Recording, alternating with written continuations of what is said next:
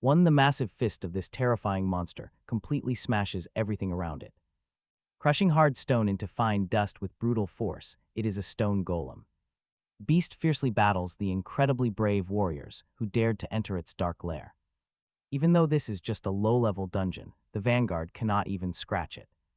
As the massive golem targets the next fighter, another desperate warrior screams out a loud warning. He screams at him to avoid the direct hit and lead it away. Rallying their strength, the team finally decides to launch a coordinated counterattack. One brave fighter rushes forward in a sudden sprint, closing the distance to land a quick sword slash. His blade is sharp enough to finally cut through the beast's rocky hide. Fighters strike the giant stone beast from every single direction, leaving the monster absolutely no time to defend. It howls in pure agony, but this pain only makes the terrifying beast even more furious. It suddenly awakens a terrifyingly massive surge of brand new power inside. The fighters immediately realize the golem has entered a state of pure rage. The leader screams for everyone to fall back defensively and let the spellcasters finally finish it off. Hearing the order, the sorcerers grip their staffs tightly. They immediately begin channeling a huge amount of destructive magical energy for their next spell. One of them turns to the quiet young man standing behind the group. He begs him to transfer mana. This is level 29 Hunter Sano Haruto. The guy wastes no time and immediately steps up to help his teammate in this extremely tough fight. Within seconds, a massive glow of pure mana gathers in his hands, ready to be transferred. Feeling the sudden power, the mage declares this is plenty to crush the giant. Meanwhile, the furious beast unleashes its full force, ready to wipe them out. But it is far too late because the spellcasting is already complete. The sorcerer is fully prepared to mercilessly obliterate his target right now. This devastating blast completely tears the stone golem into tiny fragments. Just like that, the entire dungeon is cleared and the threat is over. Exhausted from the heavy battle, the tired warriors can finally sit down to rest. The party leader walks over to our hero with a pretty annoyed look. He complains that Sano Haruto was useless as usual, telling him to just collect the loot. Actually, the other party members know Sano Haruto is supposed to be a damage dealer. But for some weird reason, he always gets stuck playing support. As it turns out, Sano Haruto has awful combat skills and can only transfer mana. When some of the fighters discuss his unique ability behind his back, one gets excited. He jumps up thinking a portable battery like that is actually an amazing skill. But the others shrug it off since high-level mages can absorb mana anyway. He is only useful for long boss fights, which really holds him back. Because of this, he has been stuck below level 30 for 5 whole years. The group laughs, joking that even the weakest hunter is still stronger than a civilian. Sano Haruto hears them laughing and is incredibly annoyed by their loud insults. They are deliberately raising their voices, but he refuses to let them break his spirit. He is not going to quit raiding dungeons just because of some petty gossip. Later, the scene shifts to the massive skyscraper hosting the Taiken Guild headquarters. Our hero just received some incredibly shocking news about his hunter career. He is being transferred directly to the company production department. He was sent to the production department. His boss explained that the harsh truth was that absolutely no other hunters wanted to bring Haruto along into the dungeon, plus he was only level 29. Nobody would let him inside. Solo dungeons, plus his only active skill was basic mana generation, Sano Haruto felt. This setup was deeply unfair since his energy helped others, and he was just a tiny bit away from reaching level 30, but the guild pointed out that actual healers and mages usually have their own absorption skills. In most raids, he would be nothing but a fifth wheel, and leveling up wouldn't change a thing. Instead, they wanted him to work where his actual strengths fit best, specifically tucked away inside the dull mana potion production department, but Sano Haruto was not interested in that desk job. He asked if they would kick him out of the guild entirely if he turned it down. They gave it to him straight. He simply was not growing anymore, and just like that, they kicked him out in complete disgrace. The young man could barely process the fact that he had lost his job. In a single second, left with nothing, he began wandering aimlessly through the city. Yet constantly pumping mana to teammates was not actually his primary skill. He harbored a secret ability that he kept entirely to himself. What's wild is that Haruto acquired this power before officially registering as a hunter. It turns out he can replicate absolutely anything using a unique Skill, he just needs to press a few buttons on his system window to make. It happened, testing it out. The young man held a simple rice ball in his palm and waited. Just a few moments later, an exact copy of the snack materialized right in his grasp, but after fully waking up, Sano Haruto realized that this duplication power was pretty much useless for an active hunter. Initially, he was absolutely thrilled about his rare gift, but there was a massive catch. The cloned item only exists while he holds it. Once it leaves his grip, it vanishes. Poof, no copying currency, and absolutely zero reselling of duplicated gear. Even worse, there was a strict level limit on the items he could copy. People used to mock him as a mere mana battery because of his constant energy flow. In truth, he was secretly duplicating tiny bits of mana he had previously absorbed. He even tried copying battle skills. Nothing worked. Haruto was incredibly frustrated. With his limits, if he could only rank up and replicate high-tier gear, he would show the entire world his true potential. Right then, a notification popped up on his phone. The legendary longsword of the Kish Dragon was arriving in the country. This specific blade boasted 2 unique skill slots and boosted defense.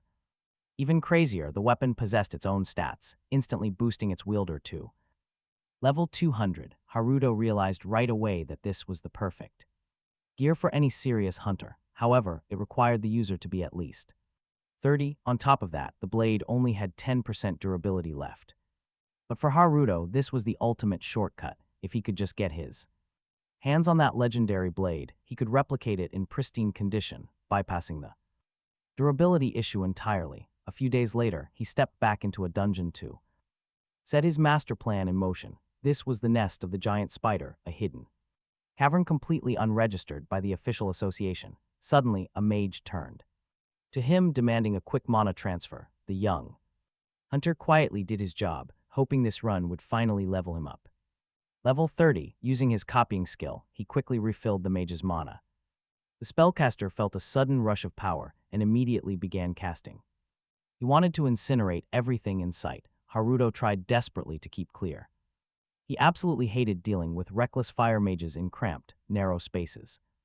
Once the threat was cleared, Haruto quickly pulled up his status screen. Just then, a fellow teammate walked up and laughed right in his face. He mocked the kid for checking his numbers again when nothing would change. The hunter joked that Haruto got a perfect view of the entire battle. He even teased that they should start charging him admission for the show. It was actually his guildmate, Ikunaga AI, who instantly demanded a free drink. He wanted a treat once they finished clearing this place for cash. They had been exploring illegal dungeons together since they were just kids. Despite the extreme danger here, Ikunaga AI got him onto this high-level team. Now he could watch real elite pros. The boss room was right ahead. The party rushed forward, stepping directly into a massive spider nesting ground. A colossal beast sat waiting, protecting its precious eggs and ready to kill. This nightmare was Alexa, a level 80 boss slumbering in the dark. She rested quietly, completely unaware of the intruders. Haruto felt absolute dread. He seriously wondered if this demonic creature could even be killed. The terrifying sight made his knees shake. Ikunaga AI saw his partner trembling. He quickly warned him to stay back since he would not be fighting. He assured the kid that the vanguard would handle everything without any issue. Beating the spider seemed simple, but they still had to tread carefully. They absolutely had to watch out for the webs and those fragile eggs. Damaging them would send her into an absolute, unstoppable rage. That would mean instant death for everyone. The mage then glared at Ikunaga AI. He did not understand why they were wasting breath on some weakling. Ikunaga AI quickly apologized, but the spellcaster kept grumbling about time. Eager to get this over with, the arrogant mage suddenly rushed forward. He was too impatient, losing his footing and slipping. A stray stone flew. It sailed through the air and hit the forbidden webbing dead center. Just like that, the beast wakes up, and she is absolutely furious. She let out a deafening screech, promising to slaughter every last intruder. A heavy warrior quickly leaped forward to shield his allies.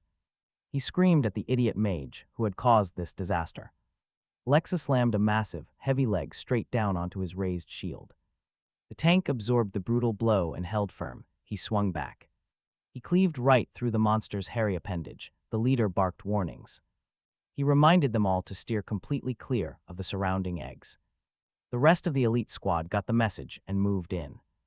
They surrounded the boss, coordination perfect as they launched a massive assault.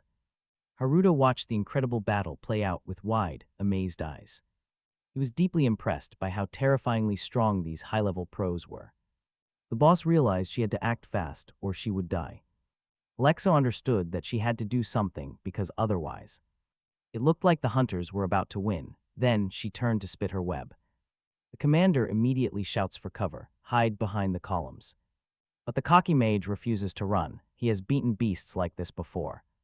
He yells for everyone to get back. He's going to roast this thing. He wants to burn the monster and its web. Too bad she is smart. She reacts instantly. A thick protective shield of silk blocks the path. Meanwhile, the massive fireball hurtles forward, illuminating the entire dungeon. Bright orange flames light up the chamber, but her tough shield holds. The attack is completely deflected. The arrogant mage has no time to fix things. This only makes him angrier. Now, he wants to show his real power. Haruto tries to stop him. He knows this will make everything worse. But his warnings are completely ignored. The mage is already casting a meteor shower. The commander turns to his foolish partner, screaming in absolute panic. He warns him to watch his aim. Hitting those eggs would be a fatal mistake. Haruto freezes in terror. It is too late to stop the cast. The raging fire pours down, instantly engulfing the unprotected nest. Intense heat bakes the massive eggs. They crack open with a loud crunch. The leader screams for everyone to run. The mother spider is going berserk. He is too slow to escape. Alexa immediately traps him in her webbing. Oi rushes over to Haruto and quickly drags him behind a stone pillar. They hide in the shadows. Meanwhile, the giant monster's eyes glow with fury. Strangers just destroyed her children. She wants absolute vengeance. The trapped commander struggles to break free, but the web is too strong. His efforts are completely useless. The mage is also stuck fast. He cannot believe his ultimate fire spell had zero effect on her. At that moment, Alexa spots the idiot who ruined her nest. The crying mage tries to smile, tears of terror streaming down his face. He pathetically begs the giant beast to spare him, crying out to not be killed. Finally, he completely loses his mind and screams at the top of his lungs for her to stay away. But screaming does nothing. With one swift strike of her massive leg, she hits. Alexa completely crushes his helpless body. Haruto can only watch in absolute horror. He cannot look away. Worse, he realizes he is also stuck in the web. Tightly bound, he cannot move a muscle as the giant monster approaches.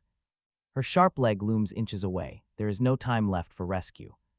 Alexa spots Haruto. She stares down at him with a cold, terrifying gaze. Just minutes ago, he thought this was a low-level dungeon for easy experience. Now he is on the absolute brink of a painful death. The giant spider raises her razor-sharp leg to execute the last intruder. She swings it down hard to punish the one who disturbed her peace. A second later, the sharp limb impales Haruto right through his chest.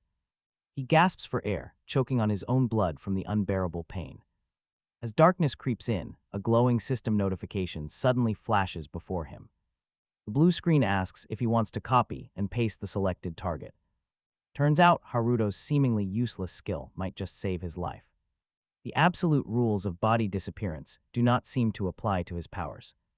Preparing for the worst, Haruto secretly kept a spare clone of himself ready to go. When he dies, his mind instantly jumps to the clone, while his corpse dissolves into nothing. Honestly, watching his own physical body turn to ash right before him was tough to stomach. But with no other options on the table, this insane backup plan was his only hope. Sadly, his second chance lasts only seconds before the giant spider locks her eyes on him. She drives a sharp leg through him, forcing him to copy his body once more. Utilizing this completely cheat ability, he spawns another fresh self and scrambles to find cover.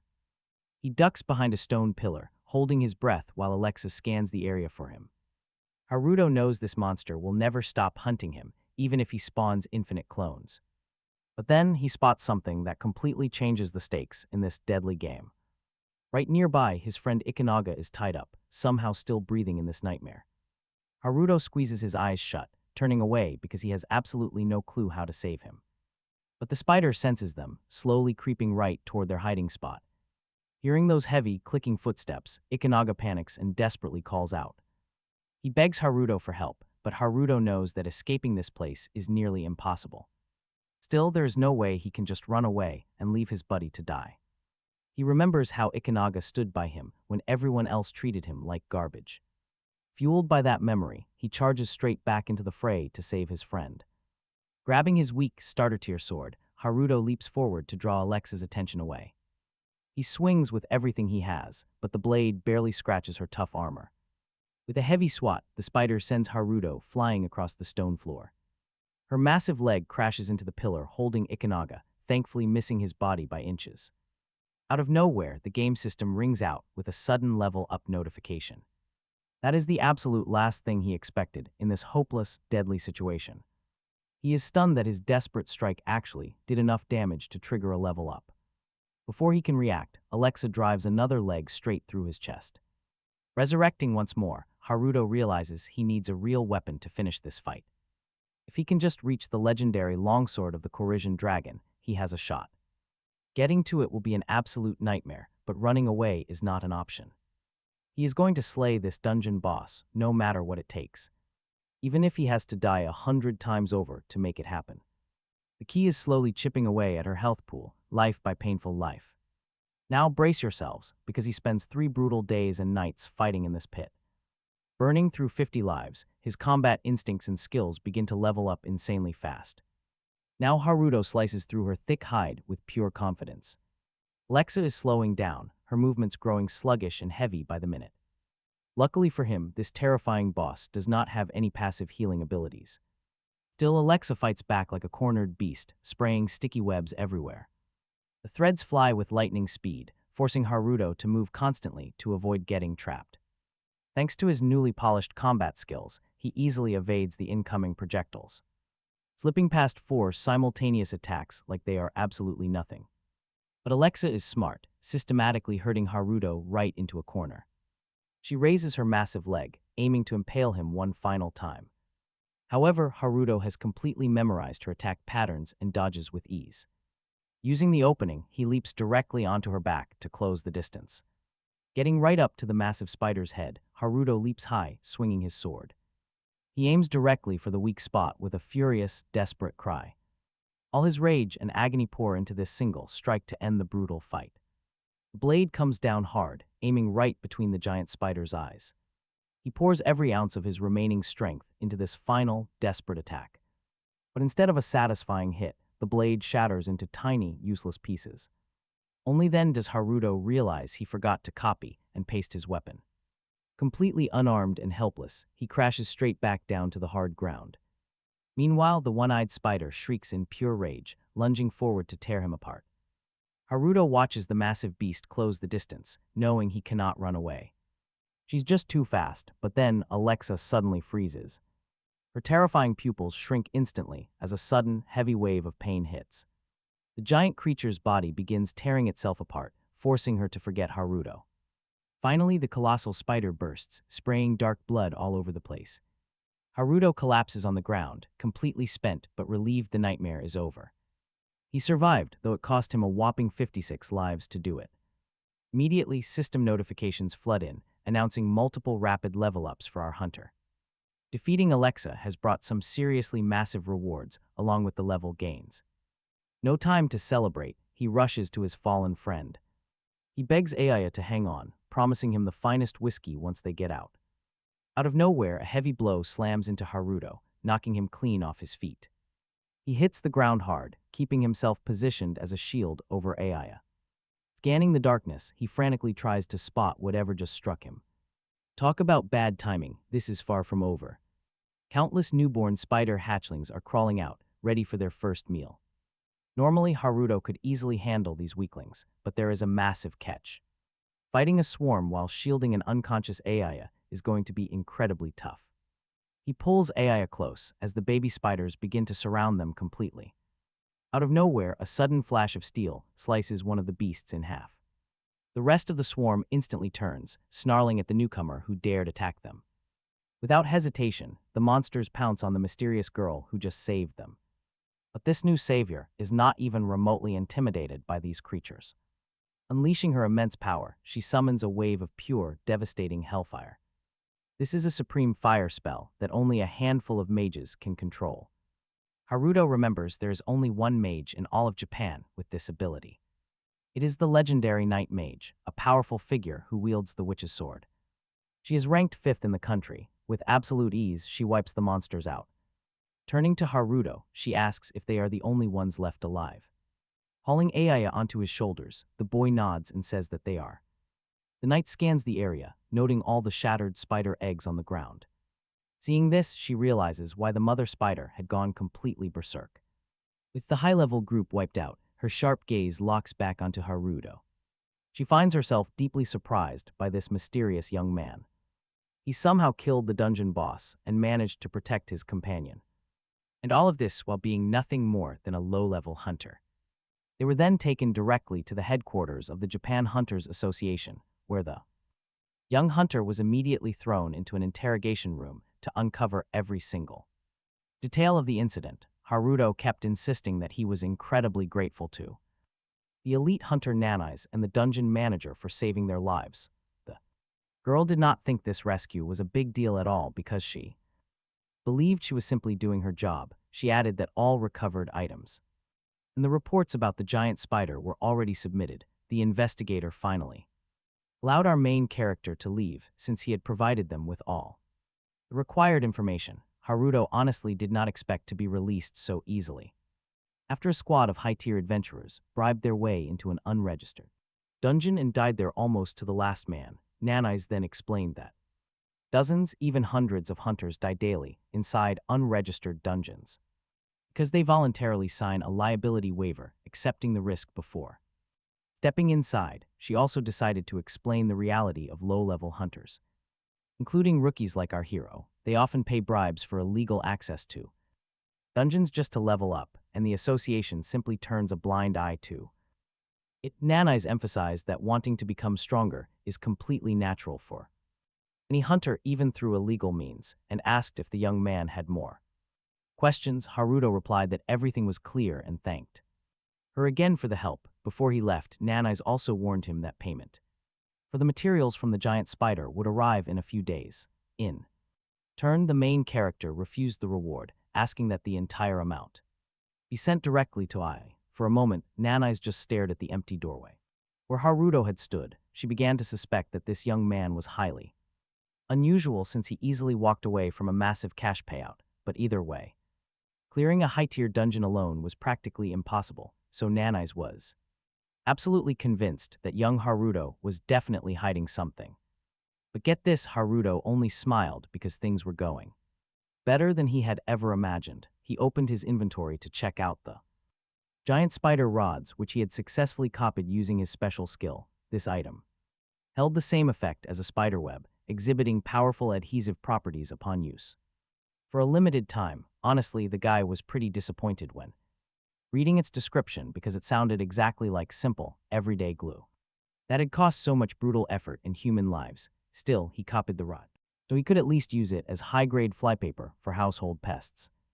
The main character had absolutely no idea how to utilize the item properly, so he decided to study it closely. A second later, the rod dissolved into thin air before Haruto could even process what was happening. The young man began looking around in pure confusion, wondering where the item had disappeared. It turned out that it was absorbed by his current skill, boosting his insertion ability, which completely shocked our hero since he did not know such upgrades were possible. Then, the system announced that his copying skill could be further evolved. As for insertion, he had officially reached a brand new level, unlocking 3 distinct skill variants. Now Haruto knew that skills could evolve if they absorbed a matching item. With that discovered, Haruto wanted to see what these new options actually did. What he found was incredible. He could now keep inserted objects for as long as he wanted. Plus, he could place them anywhere for a set time. He once thought this skill was useless. Talk about a massive underestimation. Eager to test it, Haruto inserted the rod for just 1 single minute. He smirked, letting go of the object to watch what happened. For once, it did not vanish, but the moment the timer hit 0, the great spider rod dissolved right into thin air. Haruto stared, his eyes lighting up with wild excitement. This completely rewrote the rules. If that was the case, he would copy more items and set their timers to 101,000 years. The sheer shock of it overwhelmed him, leaving him celebrating right there in the office. He was absolutely certain He was sure he would strike it rich. Can you really blame his excitement? He would live well. First, though, he had to copy the Korisian dragon sword. Meanwhile, events shift back 2 hours to the Rainbow Bridge in Tokyo. Traffic was incredibly heavy, with endless streams of cars rushing in all directions. A secure convoy made its way through, the lead vehicle keeping pace. Inside one of those cars sat Moore Grant, a hunter with the International Association, who casually asked his partner how many times she had visited Japan. Aries Hugh, another hunter from the same group, replied very briefly that she had only been here twice. Moore recalled that her mother was originally from Japan, meaning she probably enjoyed returning to her roots. She coldly pointed out that it was her mother's homeland, not hers. It did not matter. Moore then brought up the long sword exhibition was ending here soon, asking if she had already applied for leave. Aries confirmed she had, explaining she wanted to find something inside the Japanese dungeons. Hearing this, Moore simply smiled and wished her luck on her search. She told him it was none of his business, adding a cryptic warning that one day this would affect him too. Just then, the radio buzzed. The lead vehicle was entering the underground passage of the Rainbow Bridge. Heavy underground interference would cut off communications. For about 5 minutes, Moore was amazed that this dungeon was right above the sea, finding the whole concept somehow a bit romantic. Aries did not share his carefree attitude, instantly telling her companion not to talk nonsense, since a collapse would be an absolute disaster. Moore suddenly complained, asking the driver to roll down the windows because of a strange, incredibly stifling smell inside, but Aries still could not see anything remotely romantic about a deadly dungeon. Nearby, at the entrance office for the Rainbow Bridge Underground, a ticket seller named Sino Satoru stood sighing, completely bored with his job. His coworker could not understand why he was complaining when they were actually quite lucky. He looked at the dungeon, remembering that just 3 weeks ago, this entire area had been a literal hell on earth. Suddenly, a large, bizarre drop of liquid splatted right near his foot. The two stared at the strange substance, completely baffled by what it was. The ticket seller took a closer look. It was actually a cute slug. Somehow, the tiny creature had ended up right outside the dungeon entrance. He picked it up, asking Satoru if a dungeon monster could really reach the surface. Satoru froze in pure terror. He knew exactly what this meant. Look out behind you. A massive shadow is already towering over him. Satoru slowly looks up, trembling as he faces a giant, terrifying monster. The massive beast had just crawled straight out of the dungeon gate. Realizing things are completely out of control, the guys immediately grab their weapons. They desperately hope their gear will protect them from this massive, angry orc. The beast swings its spiked club. Satoru desperately tries to block the blow. His flimsy shield is barely holding. Then we jump back to the present. Inside the Japan Hunters Association office, Haruto checks his updated status screen. His stats are way up. He hit level 50. The brutal deaths paid off. Hitting this milestone makes it much easier to join a standard raid party. Usually, mid-level dungeons feature monsters around this exact strength tier. Aside from beginner zones, the power levels are finally starting to match. To start off, Haruto plans to harvest giant spider rods to sell at the auction. Suddenly, heavy footsteps echo. Someone is rushing through the quiet corridor. A group of highly agitated hunters comes rushing around the corner. They shout for everyone to get out of the way as they run. Haruto overhears them talking about a massive dungeon collapse that just occurred. Just like them, he cannot understand how a dungeon could fail so suddenly. Wait, a real breach. This is extremely bad. The running hunters mention they are being deployed to the site immediately. A transport carriage carrying a legendary sword is trapped inside the area. That highly valuable cargo is exactly why they received this urgent call. Haruto realizes the legendary Karashin dragon sword is currently swarming with monsters.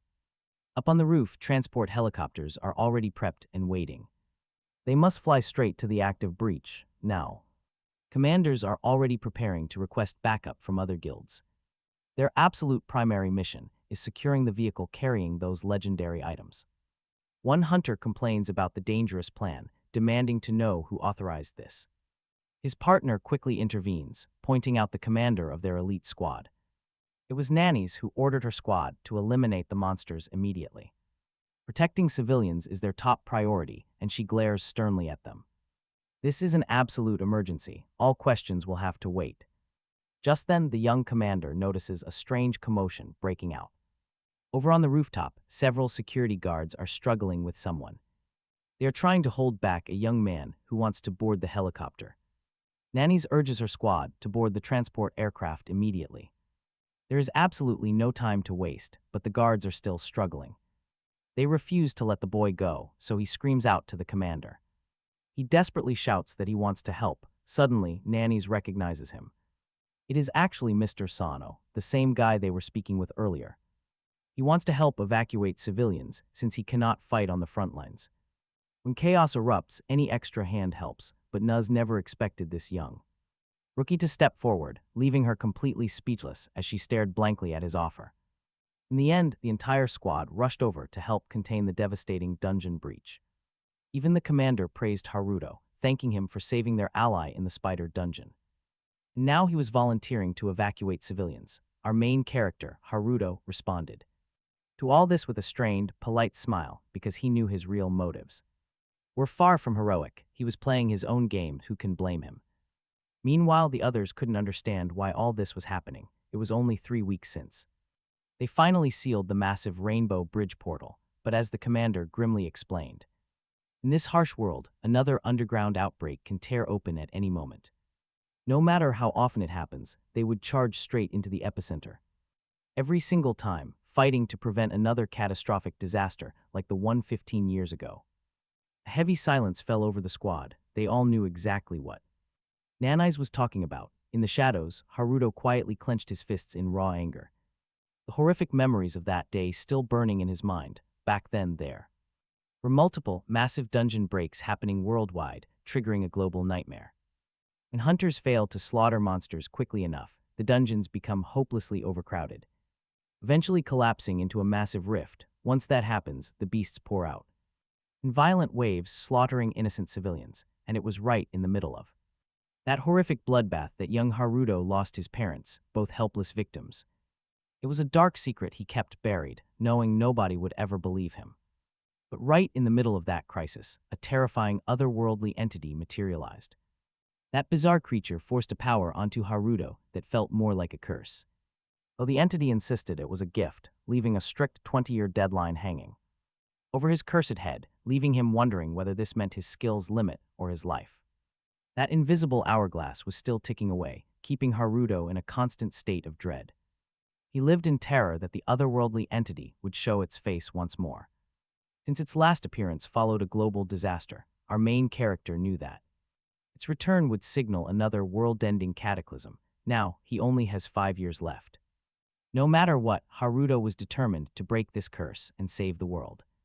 He finally understood how his bizarre abilities worked, aiming to become the ultimate hunter. Develop his skills to become the strongest hunter, and things are about to get wild.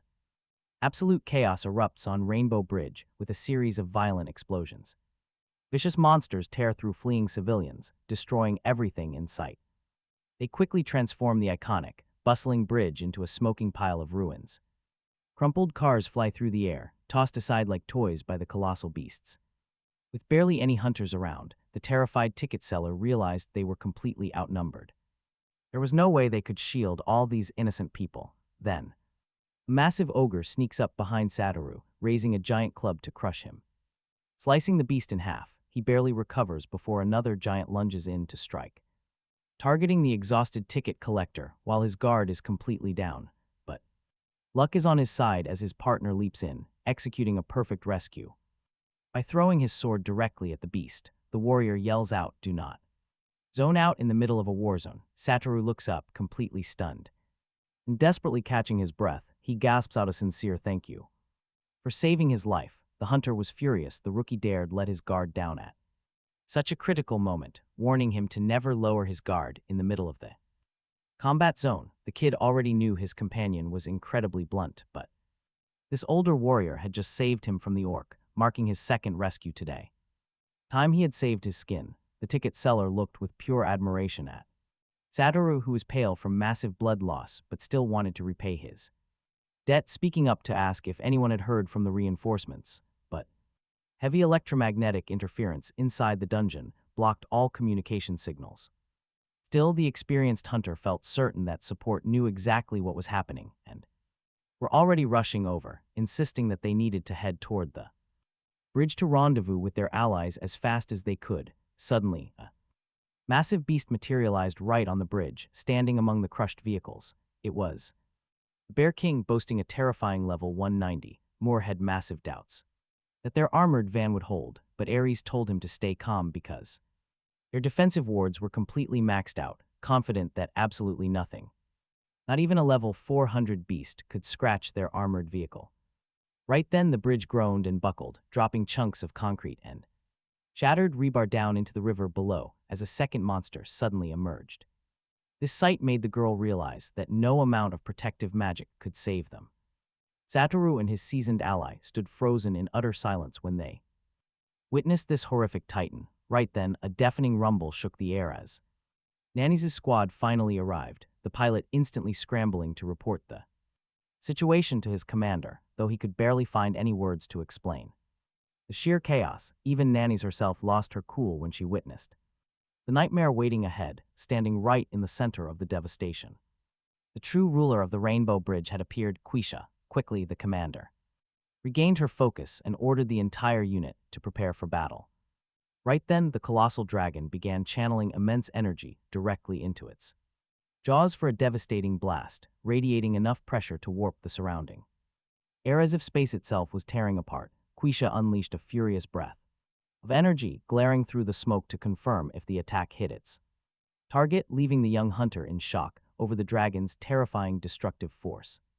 He prayed his trusty blade had survived the blast. Meanwhile, the transport pilots scrambled to pull off an emergency maneuver to protect themselves and their fellow hunters, but they couldn't escape the blast radius as a massive explosion engulfed them, shaking the entire structure. Nanny's immediately rallied her squad, shouting for them to listen up because they were switching tactics right this second. Their sole target was now Quisha. Fortunately, the remaining elite hunters managed to bail out of the chopper safely, ready to execute any order given. Just then, Nanny's realized that Sano was nowhere to be found. And let's be real, she knew this guy always pulled a disappearing act when things got crazy.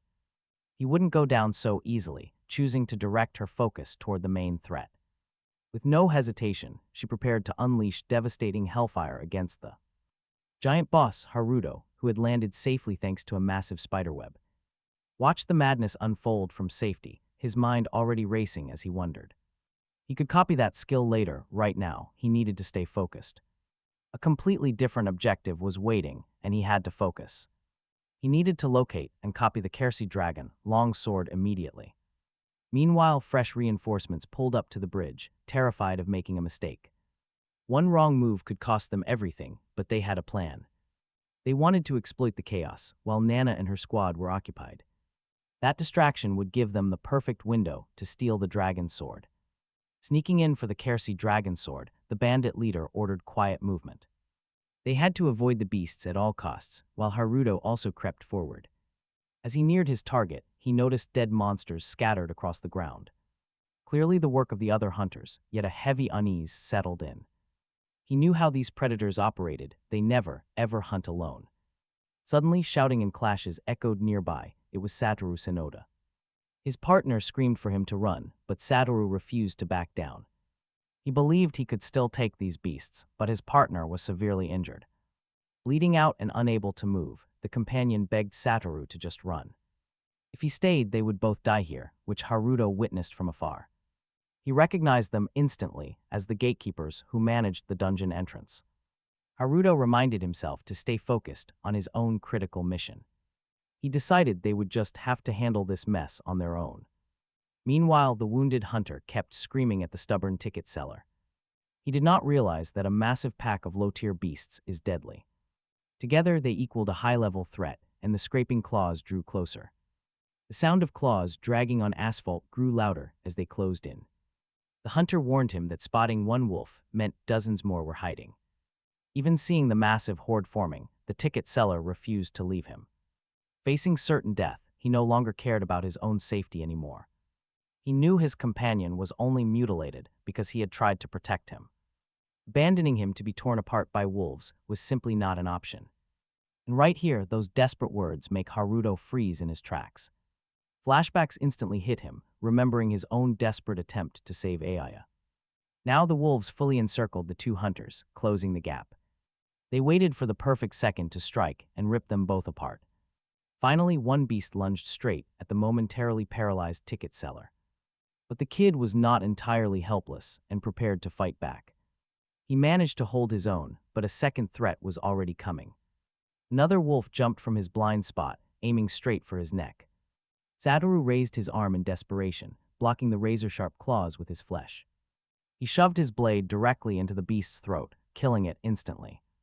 But as he struggled to pull his sword free, another predator pounced. The rabid beast flew through the air, jaws wide open. Satoru looked up just in time, completely frozen in sheer terror. Suddenly, Haruto intercepted the strike, throwing his body into the creature. He slammed the wolf away, sending it crashing onto the pavement. The impact was devastating, leaving the beast whimpering in absolute pain. Pitifully, Haruto then turned to the young man he just saved, asking if he was okay. The ticket seller nodded, saying he was fine, though his trembling fear remained. The panic clung to him, seeing the endless horde of monsters ahead terrified him. He thanked his savior, but pleaded with the young hunter to run while he could. Even elite, high-level hunters would struggle to survive against a massive pack like this. But the warning did not bother Haruto at all. He was not even slightly worried. Instead, a pretty mischievous grin slowly spread across his face, completely unbothered. The ticket seller stared in absolute disbelief. Who smiles at a time like this? Standard survival instincts do not seem to apply to our protagonist here. Haruto quietly opened his inventory, planning his next big auction sales. But first, he has a massive pack of wild beasts to handle. Snarling, monstrous wolves sprinted forward, bearing their razor-sharp fangs. They closed the distance fast, yet Haruto did not even glance their way. Instead, he focused on combining the great spider rod with his active skill. He wanted to test how effective this combo would be against huge groups. The ticket seller nearly fainted, watching the boy stand still in absolute terror. Then Haruto activated the great spider rod, triggering his special insertion skill. Thick, sticky cobwebs erupted, instantly blanketing every single beast in the area. Haruto's grin widened as he watched his experiment play out exactly as planned. Dozens of deadly monsters crashed to the hard ground, completely immobilized. Unable to take another step, they lay helpless beneath the heavy webbing. With another gesture, he bound them into one massive, secure cocoon. He quickly noted that just trapping them did not grant him any level experience. Still, as a crowd control method, this setup worked incredibly well. The young ticket seller could only gawk in absolute shock at the sight.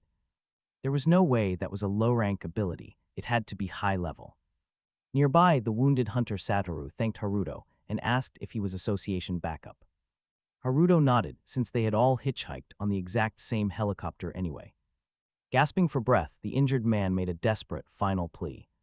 He begged the young hero to take his young partner and escape immediately. But the ticket seller threw himself over his mentor, refusing to leave. He screamed that he would gladly die before abandoning his wounded senior. Watching the dramatic display, Haruto was genuinely touched by their loyalty. With a heavy sigh, he knew they would both die out here otherwise. There was simply no way he could leave these brave hunters behind. Reaching into his inventory, Haruto pulled out a shimmering, healing potion. Satoru gasped when he recognized the glowing liquid inside the bottle. It was a mid-grade potion, a highly expensive and rare item. Stunned by the generosity, he asked why Haruto would give away such treasure. Haruto chuckled, explaining that the kid would never survive the trip back alone.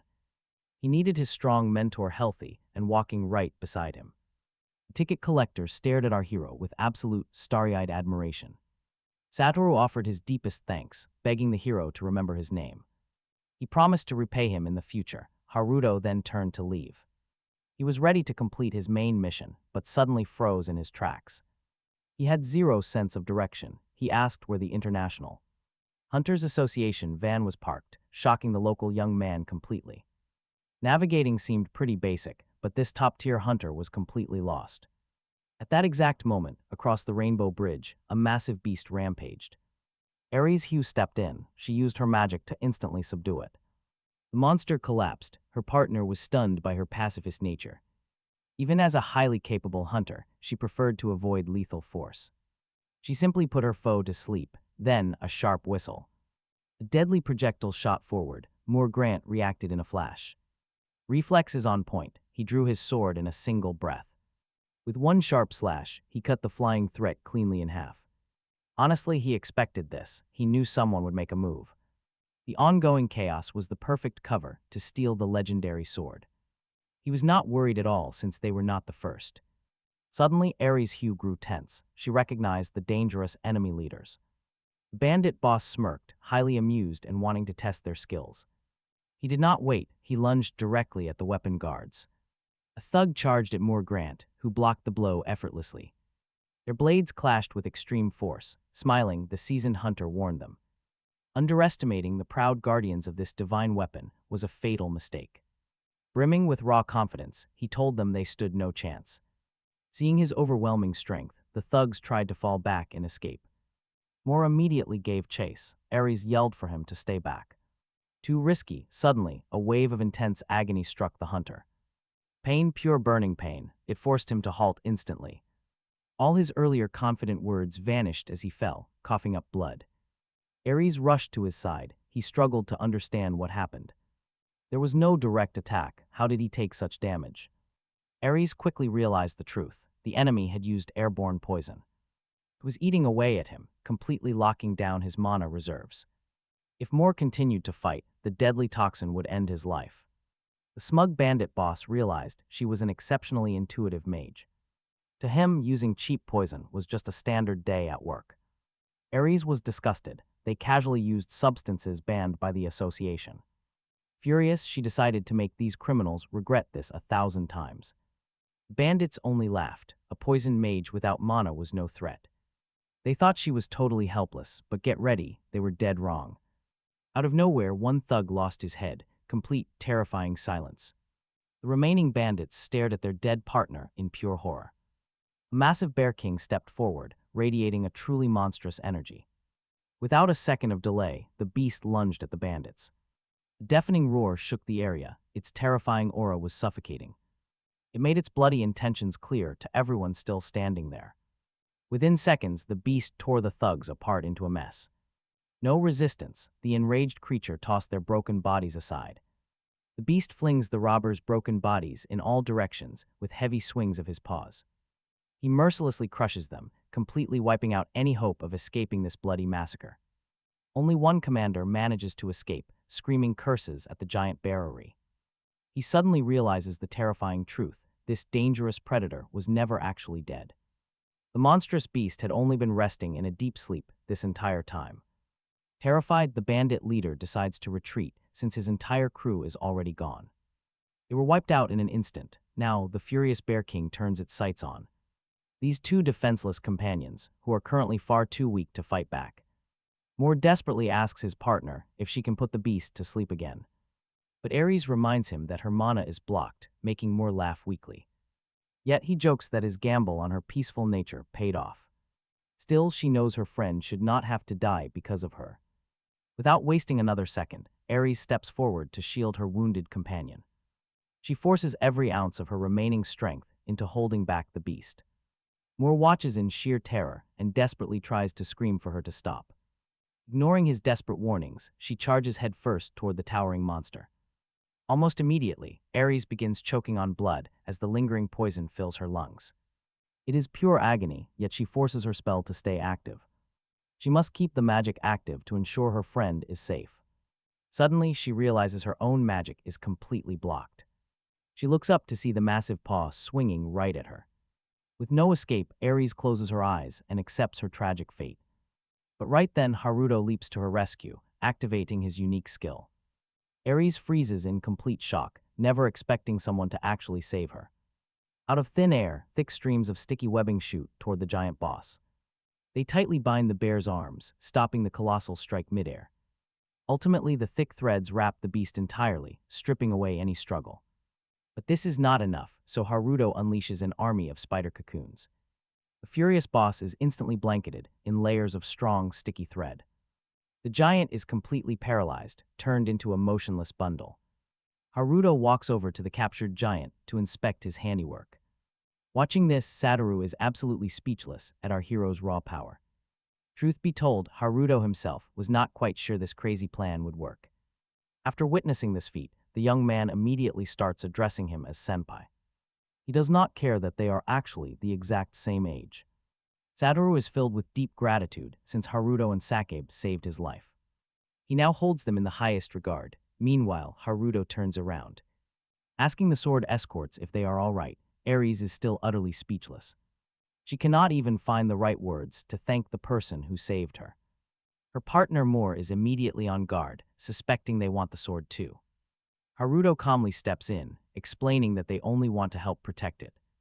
Their only goal is to safeguard the legendary treasure from falling into bad hands. Moore points out they were just ambushed, demanding to know why they should trust. Another random group of strangers. Hearing this, Haruto realizes the high tension. He looks around at the scattered bodies and understands their extreme caution. They belonged to bandits who wanted the sword but died by the bear. The young man started to worry because he had absolutely no plan. Meanwhile, Morant looked exactly as if he was about to attack Haruto's team. Satoru was extremely angry they were treating their savior so poorly. He flashed his pass, confirming they belonged to the Japanese Association. The protagonist was glad the young man stepped in just in time. His well-timed intervention might have just saved all of their lives. A warm, friendly smile immediately spread across Haruto's face. Since the issue was settled, he grabbed some healing potions. He offered them to Eris and Muru to finally win their full trust. The guy would do absolutely anything to get the Corisian dragon sword. He knew this small investment would pay off handsomely very soon. Still, the escorts remained wary of his sudden and strange generosity. Eris felt quite confused because the whole situation felt incredibly off. She stared apprehensively at the paralyzed Bear King lying near her feet. The loud roar of powerful propellers suddenly shattered the quiet sky. Helicopters carrying reinforcements finally appeared directly over their heads. Sakebe realized help had arrived, and Satoru felt incredibly relieved. Even so, the hunter felt a strange, lingering sense of anxiety. A cold dread gripped him, and honestly, can we blame him? He suspected the people in the helicopters had their own hidden goals. Meanwhile, right in the chaos, Nanai's ordered everyone to stop. Quisha had entered the third phase and would attack everything. The monster was about to strike violently in every single direction. Since the support guild had arrived, she wanted to buy time to evacuate everyone. Suddenly, a voice behind her asked if this would stop the breakthrough. The speaker questioned if her actions could truly halt the dungeon. Nanai's recognized the voice immediately and knew exactly who it was. It was Shirosaki Masato, a level 5003 Dark Mage. He was also the powerful leader of the Guild of the Future. Startled by the sudden reunion, she asked what he was doing there. With a cocky grin, the Dark Mage asked what she meant by that. Seeing his movements, Nanai's quickly realized what he was trying to do. This terrified her, but Masato already cast a massive magic seal. The girl desperately tried to stop him before things got even worse. If his spell failed to defeat the beast, everyone would face disaster. Masato laughed, saying that worrying over minor things gets you nowhere. He reminded her of how they sealed the Rainbow Bridge dungeon together. Last time, Nanai's and the association did almost all the heavy lifting. So this time around, he refused to just stand by and watch. With a sudden burst, Masato struck the dragon with dark lightning. The commander screamed for everyone to run away as fast as possible. Other hunters barely reacted in time as the ground began to shatter. At that very moment, Quisha lost consciousness and started to fall. The giant dragon collapsed heavily right onto the crumbling Rainbow Bridge. The ground splits, a massive chasm opens up, only a few manage to grab hold of falling debris, desperately dangling right over the edge of the deep rift. Haruto also saved himself. Once again, he relied on the great spider cocoons. Heart pounding, he turned. He peered right over the edge of that gaping abyss to check the damage. It turns out Haruto had actually used the webbing to save every single friend. He even saved that all-important truck carrying the legendary sword. But then he heard a strange sound coming from right behind him and quickly spun around to see what it was. Standing right there was the massive, terrifying mouth of Kiashi, who had not yet tried to attack. Our young hero almost screamed out in absolute terror, but quickly slapped his hands over his mouth to avoid waking the beast. Masato walked down as well, clearly surprised to find another survivor down here. Knowing Haruto was just a low-tier hunter, he actually praised him for the stunt. But looking closely, Haruto spotted a familiar symbol on the mage's clothes. He remembered seeing it before. It belonged to the country's third strongest guild. Haruto realized these guys were the support team. So he asked why Masato was not out there doing his actual job. Saving people and fighting monsters, which should be his top priority. But saving lives did not seem to interest this high-level mage at all. He only cared about personal profit. Masato indifferently remarked that civilian evacuation seemed mostly complete anyway, though he did hear another monster. Nearby besides Kiashi, right then he spotted the Bear King still trapped. Inside the spider cocoon, still breathing, Masato curiously poked the sticky webbing and admitted he never imagined anyone using spider silk like this. The great spider web could be utilized. Then, with a casual flick of his wrist, Masato sliced right through those incredibly tough threads, instantly ripping the helpless boss monster to absolute shreds while it was still bound up. Insane. Haruto stood there in absolute shock, with a simple snap of his fingers. This guy tore through the web that held that giant beast inside the armored truck, turning the Bear King into ground meat. Haruto began to suspect that Kiashi was also Masato's doing, but right then, a sudden system alert popped up in front of him, announcing a level up. However, he was also warned that he missed out on the boss drop. Masato heard the system chime from Haruto and looked genuinely surprised that earning anything from such a weak mob was even possible. He realized he had accidentally stolen the kill and the loot from Haruto. So the arrogant mage casually tossed him the bear claws, claiming he had absolutely no use for low-grade trash. Haruto just glared back silently, refusing to accept being looked down on like this. He was about to call out the smug mage when a voice interrupted them. It was Nanny's, worried sick about the kid, who rushed right over. She let out a heavy sigh upon seeing her annoying old acquaintance here. Now Masato put together that Haruto belonged to the same association, which fully explained why he felt that immediate wave of dislike. The woman asked what had happened while she was gone, but Haruto only. Haruto grunts that nothing major happened, but the commander disagrees. He explains the backup squad is busy evacuating civilians and suggests Haruto run. If Kisha wakes up, the carnage starts again. Haruto immediately asks a simple question: is there any real way to kill this boss? Nanai sadly replies that it is impossible. Once boss health drops below 1/3, they enter a rage or launch an area of effect strike, attacking in all directions. Quasi-rank monsters have incredibly massive health pools and can trigger two brutal abilities at the exact same time, dividing the entire fight into phases. And by phase 3, the monster unleashes complete massive devastation. Right now, Kisha is in this exact phase, protected by a barrier that absorbs all surrounding mana, making any strike totally useless. But watch out, a second later, Kisha opens his terrifying, giant eyes and stares at the hunters nearby. Nace immediately freezes in fear because the beast woke up way too fast. Masato, however, is smiling. Perfect timing. He plans to turn this dragon boss into a massive pile of rare loot before it can even attack. Meanwhile, the girl turns to our hero and suggests that he might actually make it out alive. This time too, but the arrogant mage snarls that such a weakling is doomed. Low-rank hunter deaths are more common than car accidents. Absolutely brutal. Without any hesitation, Masato and Nanais immediately rush forward. To slay Kisha, Haruto refuses to just stand by. He grips the giant bear claw weapon tightly. He had no plans to fight, but now he wants to try and steal the kill first. Haruto is furious at Masato's arrogant behavior. He's going way too far. First, Haruto pulls all his comrades up onto the bridge. Satoru is amazed, thanking Haruto for saving his life again. Ares remains quiet, staring with intense curiosity at the web that managed to hold them. Then our main character turns to her and Mu, saying he has a request. Kisha is entering phase 3. Soon the beast will go wild. Ultimate chaos. He warns them that with the monsters' massive area strikes, absolutely nothing will be left standing here. In this chaos, finding their wagon and that legendary sword will be impossible. Completely decisive, Haruto declares that he must kill Kisha himself. But to do that, he absolutely needs that legendary dragon sword first.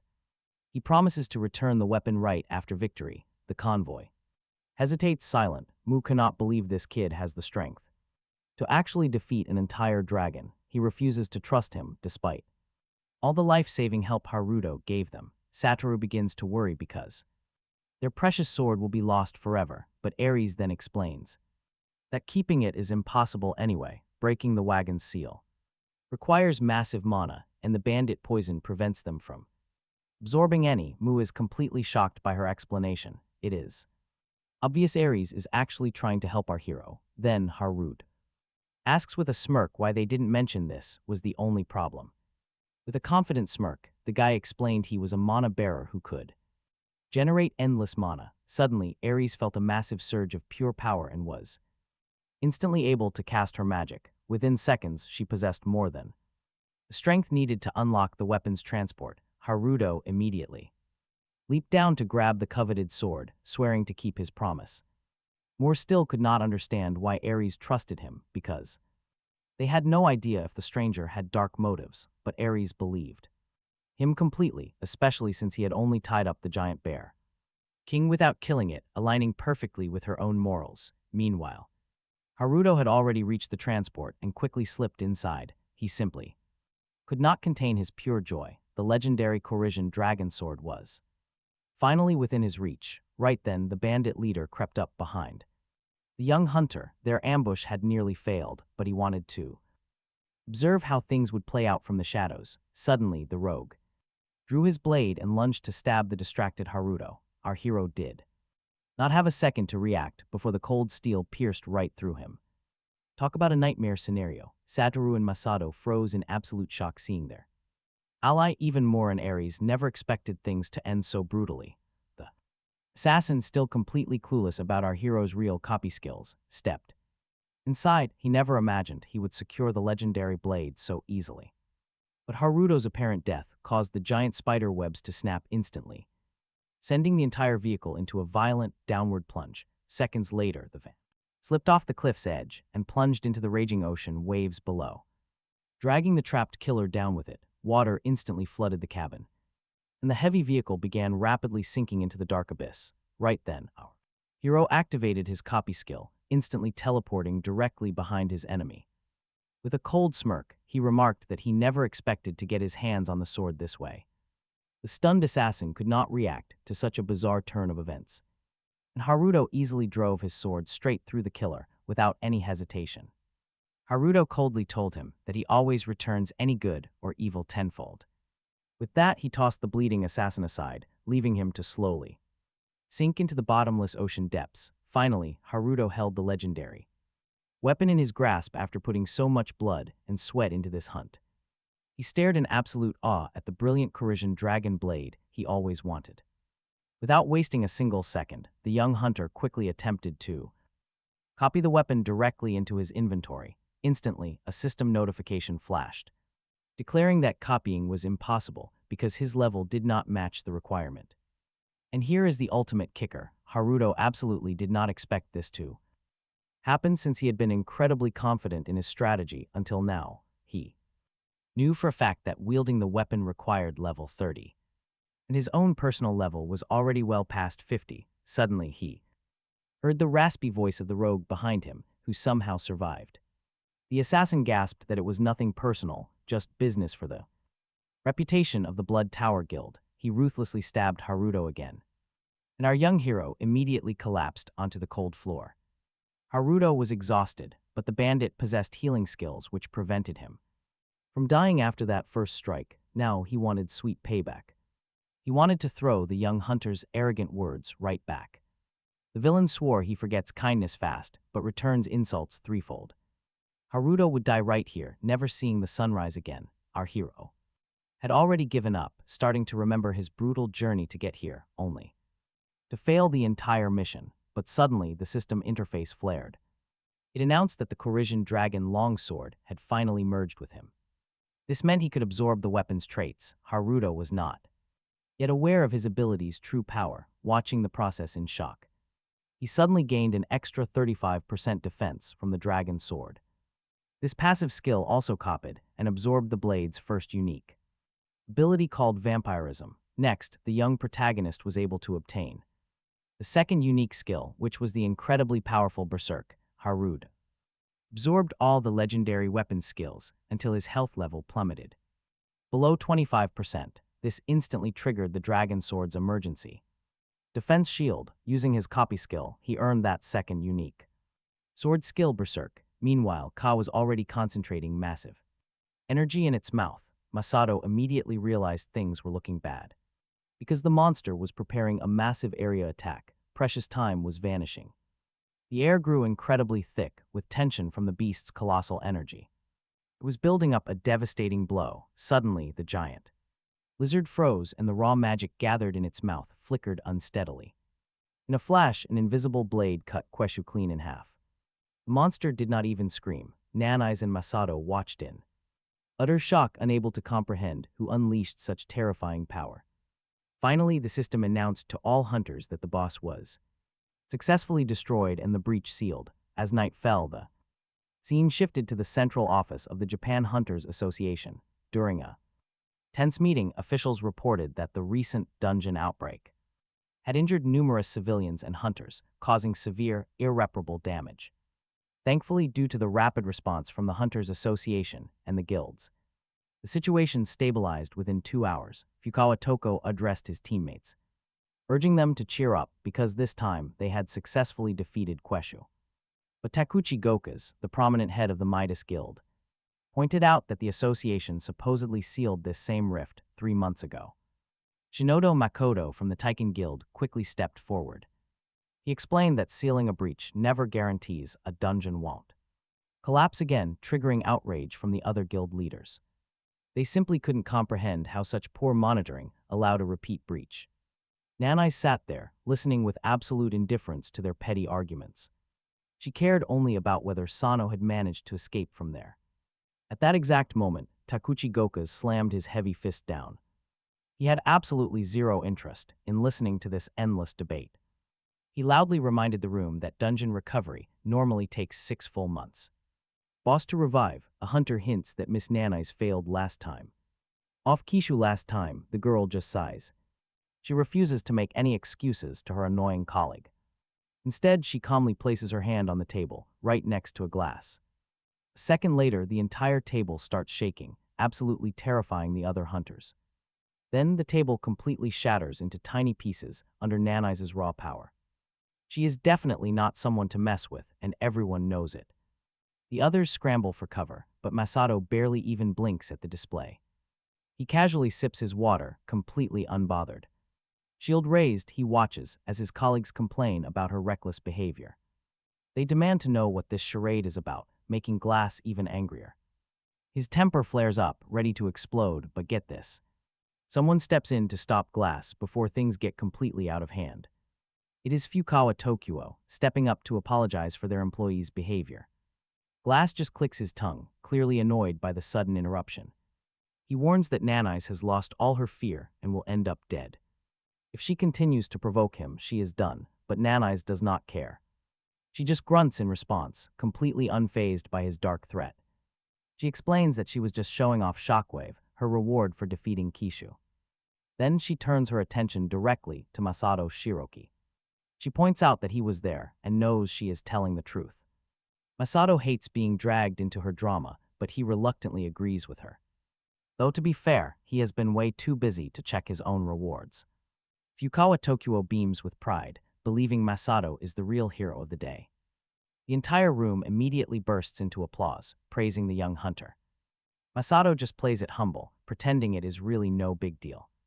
But deep down, he suspects Nanais is plotting something and glances her way. He watches her closely, searching for any sign of anger or frustration. Instead, she just wears a slight, knowing smirk on her face. Masato figured she was holding a massive grudge for his interference. And trust me, he is definitely going to make her pay. Meanwhile, Nanais announces she will personally investigate the dungeon breach. She also plans to hold the guild accountable for the late backup. Her icy stare and freezing tone instantly quiet down the entire room. Seeing that no one has any more questions, she decides to leave. But just as she gets up, the heavy conference room doors swing open. 2 unexpected guests walk right in, glad they did not miss the meeting. It is Moore and Aries, representing the International Association, with crucial news. They have come to deliver a warning about a recent incident. They reveal that the legendary Corisian dragon longsword has been stolen. The sword was taken during a massive break-in. It happened during transport while the weapon was being shipped to Japan. Now they need every hunter to help track down the missing blade. Hearing this, Glass remembers something strange about the convoy guards. They broke the seal right as bandits attacked, leading to Ares. It was immediately reported that this went down at the request of Hunter Satoru Shinoda of the Taiken Guild and Hunter Haruto Sano of the Japanese. Fukawa Tokuo and Nasu were completely stunned when they learned this shocking detail. Even Masato had no idea his recent rival was behind stealing the legendary long sword. Shinato Makoto was deeply confused that someone from his own organization was a suspect. Fukawa Tokuo pointed out that no hunter named Haruto Sano existed in the Japanese association. Nanai's gritted her teeth in pure rage because she was the one who recruited this guy. Masato immediately noticed his rival's tense reaction. And trust me, he wasn't about to let this perfect chance for revenge slip away. Masato asked Ares if she meant the kid who tied up the Bear King. The hunter admitted they had a small clash, but he was still shocked. It really looked like the mysterious guy belonged to the association after all. Finally, he turned to Nanai's and demanded to know what was going on. It was clear she knew the suspect well. Masato did not hold back. He asked directly if this guy stole the long sword of the Corisian dragon. Meanwhile, that legendary weapon sat in the hands of Kurosaki Takumi, the notorious bandit leader of the Dark Guild called Blood Tower. The criminal stared at the blade in awe. Merely holding it boosted his level by 200. Now he knew the billions spent on setting up this dungeon raid paid off. It was completely worth it. Takumi's assistant, who stood nearby, was shocked to learn his boss had engineered the entire disaster. At that moment, the guild leader turned around and demanded an explanation. He wanted to know how the survivors' entire squad got wiped out. The crying fighter apologized, explaining a weird kid had been following them. He added that the stalker was probably dead by now. Takumi listened. He watched his subordinate closely, testing him. Then he made an announcement. The dead did not need money, so the commander got everything. The greedy bandit immediately snatched up the cash with wild eyes. He thought his job was done, but then the guild master spoke up, coldly stating that the mission was actually a failure. Smirking, Takumi asked who would sell a legendary sword for 10 billion. He suspected his subordinate had accepted the job to steal it instead. The terrified gangster instantly jumped to his feet, trembling with fear. Honestly, knowing what his guild did to failures, he was absolutely terrified. Dropping his respectful act, he realized his boss wanted him dead anyway. Survival was his only option now. Takumi just looked at him calmly. The boss said it was not personal, but he hated leaving witnesses. Anyone who had any part in this operation simply had to go. A second later, a massive swing of the legendary blade unleashed terror. The sheer force shattered the stone walls, sending the bandit flying.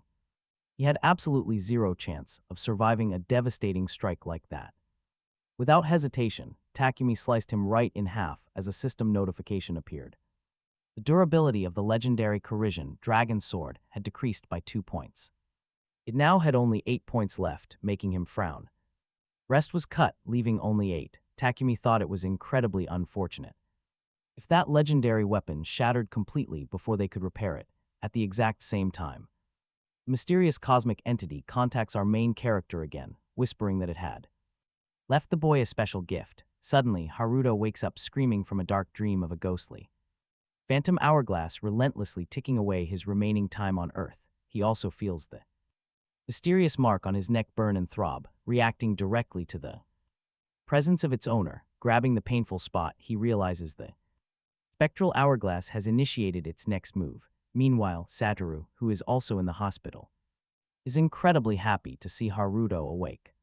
He was genuinely terrified his best friend would never wake up again. He quickly explains that a massive, blinding beam erupted from the sea. Sakub, sharing the same ward, is completely shocked to learn they were right at the epicenter of that crazy Rainbow Bridge dungeon outbreak. Breakout. Meanwhile, Haruto already finds enough strength to climb out of bed. Satoru excitedly babbles about Everything that happened that fateful day, while Haruto clutches his aching head, which is literally swelling with power. Sakub then chimed in, reminding our hero that it was actually Satoru who saved him. Satoru was the young man who actually saved his life. Naturally, Haruto immediately asks how. It had happened, it turns out, the kid felt it was his duty, prompting him to alert both the Taiken Guild and the Association, causing a massive uproar before search parties finally found our missing Haruto on the beach. Hearing this, our main character is completely baffled. How did some underground controller manage that? To get both the guild and the association moving is insane. Talk about having major connections. Master of the Taiken Guild is Shinoda Makoto, and his comrade's name is Shinoda Satoru. No way that is a coincidence. Still, Satoru laughs it off, saying such things only happen in television dramas. Meanwhile, the focus shifts directly to the Grand Office of the Hunter Association's busy chairman, where a private top-secret meeting is currently underway. Nanais reports that the elite hunter Sano has indeed been killed, as the escorts witnessed his death with their very own eyes. Moore immediately notices that the female commander does not seem surprised by this news at all, instantly flagging her calm demeanor as a highly suspicious reaction. The girl calmly sets her cup back on the table, quietly explaining that hunter work always carries risks. These cold words deeply upset the young man, who cannot bring a human life so casually. Then Chairman Fukawa Tokyo, who has already reviewed the letter from foreign hunters requesting joint cooperation, speaks up and promises they will do everything they can to help search for the legendary sword. Hearing this, Ares immediately requests that they provide several high-level hunters, since they already know exactly where the weapon is. The association chairman had naturally expected a request of this nature, but he is surprised. He is genuinely surprised they already determined its exact coordinates, wondering if they used magic to track it down. This legendary sword of the Karashan dragon was not a personal item, but it features unique runic engravings that allow the owner's level to be assessed. Thus, Ares sensed this exact engraving to track it. Now Nanais finally understands why they had allowed Sano to use that legendary weapon, since nobody had previously mentioned this hidden tracking mark. She additionally notes that before the weapon was stolen, its durability was around 10. Someone had already used the weapon, meaning the blade might soon vanish forever. Nanais actually knew that this exact clue had been used once before. They used it 15 years ago to trace Arisa's missing mother. The hunters were shocked that their Japanese colleague already knew all about this. She explained that her team were far from clueless rookies in this field.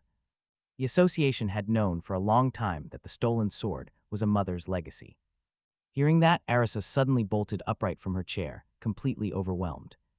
As Moore watched her in utter shock, she turned to beg their guide. She desperately pleaded with Nanais to help recover her mother's precious relic. But even after the meeting, Nanais felt Arisa and Moore were hiding something big. The details about Sono's supposed death only added to her growing doubts. She simply did not believe that a hunter like him would go down so easily. While she paced down the quiet hallway, a familiar voice suddenly called her name. It was Makoto, who immediately noticed how incredibly stressed his young colleague looked. He wondered if she was buried under a massive mountain of paperwork again. Nanais quickly brushed it off, asking if he needed something from her. The high-ranking guild leader actually wanted to convince her to return to their guild. Sighing heavily, Nanais pointed out that dangerous dungeon outbreaks were rising everywhere. She absolutely hated how massive organizations prioritized money over saving lives. Instead of clearing portals, major guilds only cared about their greedy corporate games. All they seemed to chase was cheap profit and skyrocketing stock prices.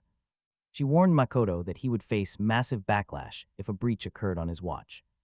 Any negligence from their guild would completely ruin his career and reputation. But this powerful guild leader was also her own father, though she refused his demands.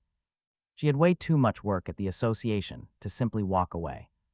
Her father chuckled softly to ease the heavy tension between them. He admitted he was lecturing her again when he wanted to discuss something else. Makoto gently suggested she visit the Central Hunter Hospital. Once night fell, she decided to take his advice and headed over there. Meanwhile, our main character was already on the roof of that very building. He sat quietly under the night sky, checking his newly boosted stats. Haruto had successfully absorbed all the powerful stat buffs from the legendary longsword. In a way, this was a massive relief, since carrying such a rare weapon would draw eyes. Walking around with legendary gear would make him an instant target. He focused on his new rage skill, which doubled his stats when danger peaked. If his health dropped to critical levels, his overall power would skyrocket for 1 minute. He remembered the terrifying feeling of turning into a mindless berserker. The sheer agony was unbearable, but that monstrous state saved his life. It allowed him to absolutely tear apart Ki, an enemy whose level exceeded 400. He even copied the enemy shockwave, instantly boosting his overall skill rank. Legendary rewards soon evolved into highly destructive internal vibrations. His Great Spider Web skill also successfully leveled up to Tier 2. His dangerous web now triggers a unique wave and life stealing simultaneously. But even with this insane power, Haruto could not escape the deep water. He woke up gasping back in his safe hospital room, still feeling the dread. He could not contain his excitement because his copy skill had evolved to absorb and even merge abilities. He looked completely insane from the outside, so other patients backed away in fear while mothers hid their children. Our hero was thrilled with this breakthrough, planning to hunt down the person who wounded him and seize the legendary sword. Reaching the target floor of the building, he heard a very familiar voice nearby. It was Nanai's, yelling loudly at someone clearly. Furious that they had not run away when things got too dangerous, Haruto had no clue the girl could be so incredibly harsh. Now he feared to imagine who was on the receiving end. It was Satoru, arguing that his sister was to blame for failing to seal the dungeon completely. Our main character stood shocked, learning his two friends were actually siblings. Only now did he realize they both shared the surname Shinoda. Suddenly, a memory flashed back of Sakub mentioning how both the guild and the association faced major trouble. Before this, he assumed it was just a minor coincidence, but now it was clear there was a deeper connection. Right then, he overheard that Nanai's already knew he was safe and was actively trying to find him. Haruto panicked when he realized they were searching for him deeply, fearing they had discovered his lie about pretending to be an association hunter just to steal the legendary sword. He knew he absolutely could not let them catch him yet, because securing that precious legendary blade simply had to come first. He began running as fast as his legs could carry him, but suddenly he slammed right into a massive, towering figure. It was another familiar face, one who immediately recognized that Haruto had survived the clash with Huish. Standing there was an enraged Moor, convinced our hero was the sword thief. Haruto certainly did not expect to be cornered so incredibly quickly. The furious hunter grabbed him roughly to teach him a lesson for the theft. He struck Haruto with absolute force, demanding to know where the legendary sword was, threatening to smash him into the stone wall if he refused to talk. The boy gathered his strength, begging Moore to stop and listen to his explanation. But the hunter completely ignored him, refusing to believe a single word. Since Haruto looked perfectly healthy, sparking instant suspicion in the guard that he was secretly conspiring with Takumi, our protagonist realized then that words were totally useless, and things were looking incredibly dangerous now. Blinded by rage, Moore drew his massive blade to deliver a fatal strike now to the supposed thief. Fortunately, Ares stepped in to stop the madness before demanding to know why her partner was drawing weapons inside a hospital. Moore promised he would not activate his skill, but insisted on making the liar pay, otherwise he could never let it go. Haruto saw that he had absolutely no choice left but to unleash his ultimate trump card. He activated internal vibration, letting his massive power flow. The sheer force literally crushed his opponent's blade into dust and sharp metal shards, turning Moore's lethal strike into a harmless swing. The stunned hunter stumbled back in shock, his hand dropping the shattered hilt to the floor. Slamming straight down, Nanas and Satoru watched from the sidelines in total disbelief, because they had never expected their own partner to pull off something so completely insane. The girl immediately she realized this technique was way too similar to Kui's shockwave, and she couldn't fathom where Haruto could have ever learned it. On top of that, she felt that his entire aura had completely shifted. Suddenly, everything felt different. Meanwhile, we cut to a packed concert hall where a massive crowd has gathered. On stage, a group of cute girls performs, holding everyone completely captivated.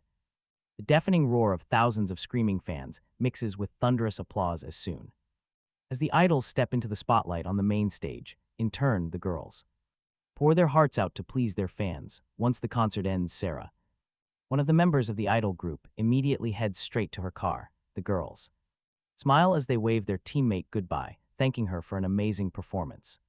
With a quick goodbye, Sarah immediately drives off alone in her high-end sports car while her bandmates ride together. The remaining girls start gossiping about how their friend must have incredibly wealthy parents to drive such a fancy car. One of them admits she would absolutely love to own a gorgeous sports car just like that.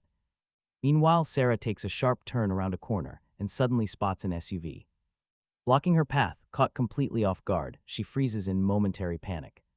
Terrified of a terrible collision, at the very last moment, she barely manages to swerve, narrowly avoiding a crash. Pulling up next to the driver, Sarah snaps, yelling about who taught this complete idiot how to drive. But the other driver does not hesitate, stepping right out of his car to confront her. It is none other than Kurosaki Takumi, who is carrying a massive case holding the legendary sword inside. The young girl instantly goes dead silent, tensing up. The moment she recognizes the man behind the wheel of the SUV, the gangster strolls up to her sports car, placing the massive case right on her hood. Obviously knowing her, he casually asks if she is done with her performance. The man has come because it is finally time for Sarah to enter the dungeon. He points out she has to do this to get everything back if she wants to reclaim it all, of course. Meanwhile, Haruto and his companions have already reached the location where the legendary longsword of the Kersi dragon was last used. Nannies points out that there are 0 traces left, meaning they might be too late after all. She realizes their only option now is to wait until the weapon is drawn again. Ares and Haruto immediately rack their brains about what to do in this tough spot, knowing all too well that time is running out. Finally, Haruto remembers the mention of a blood tower by the assassin who tried to kill him. Nannies has never heard of this guild and assumes it must be a dark faction. More quickly speaks up, reminding everyone that the blade could break entirely if they just sit around waiting to use it. But Nannies makes it clear they will absolutely not sit idly by because there is a solid lead they can follow, claiming she knows someone who could help with this case. At this point, we focus back on Sarah, who recalls how during the chaos 15 years ago, a mysterious creature granted her power. At first, she assumed she was a normal hunter, but she was wrong. Different power, her skill is actually quite similar to Haruto's own, except that she is able to return any object back to its original state. It sounds like a computer's undo command, even allowing her to heal wounds her own body. Very soon, Sarah realized this bizarre ability could actually be used on both living people and inanimate objects. The first thing she did was restore her favorite childhood toy to its original state. After that, she began buying up broken or she fixed those discarded items, then resold them. Although this strange skill was not officially considered a healing class ability, Sarah still earned money by rewinding people and their injured bodies to their original state, but there were serious limits. All this time, Sarah desperately needed tons of cash because her parents had been caught in the Great Disaster and ended up slipping into a deep coma. She tried everything to restore them to their previous healthy state, but she needed mana for that. Without the energy only hunters possessed, Sarah was stuck simply repairing basic objects or mending minor scratches. So, risking everything, she dragged herself into the dungeons as a porter just to gather mana. The porter was not her only job. She could act as an unofficial healer too. Honestly, for any ordinary person without active combat stats, stepping inside a gate was like walking into a lion cage completely naked. Yet, the worst pain she faced came from the cruel insults of her teammates, who looked at her like a beggar. Worse still were the horrific moments when those teammates died right before her eyes. Eventually, Sarah felt like this power was just a curse, and she wanted to quit. But then a completely random encounter changed her entire life forever. It was Takumi, who openly mocked her for begging for scraps of mana like a stray, and for secretly pocketing extra items. Shortly after, she started working alongside the dark guild run by this shady guy. Cut to their reunion. They head back to Sarah's place, and Takumi is baffled by how empty it is. He asks where she is dumping all her cash. The gangster simply cannot believe that a famous singer from a popular rising band lives like a literal hermit. He cannot wrap his head around an idol eating cheap, fast food 3 times a day. Takumi jokes that her life is actually the ultimate success story. Since other idols starve themselves, but Sarah can eat whatever she wants. She just rewinds her own body back to its original shape. The gangster adds that he knew exactly who she was from day one. Back when he first caught her in that basement, he realized they were cut from the same dirty cloth, especially since she happily robbed a dying man. Right in front of her face, that jab finally gets a real reaction out of her. Those harsh words sting, so Takumi lays his cards on the table. He says as long as they keep working, he will keep her idol's secret safe.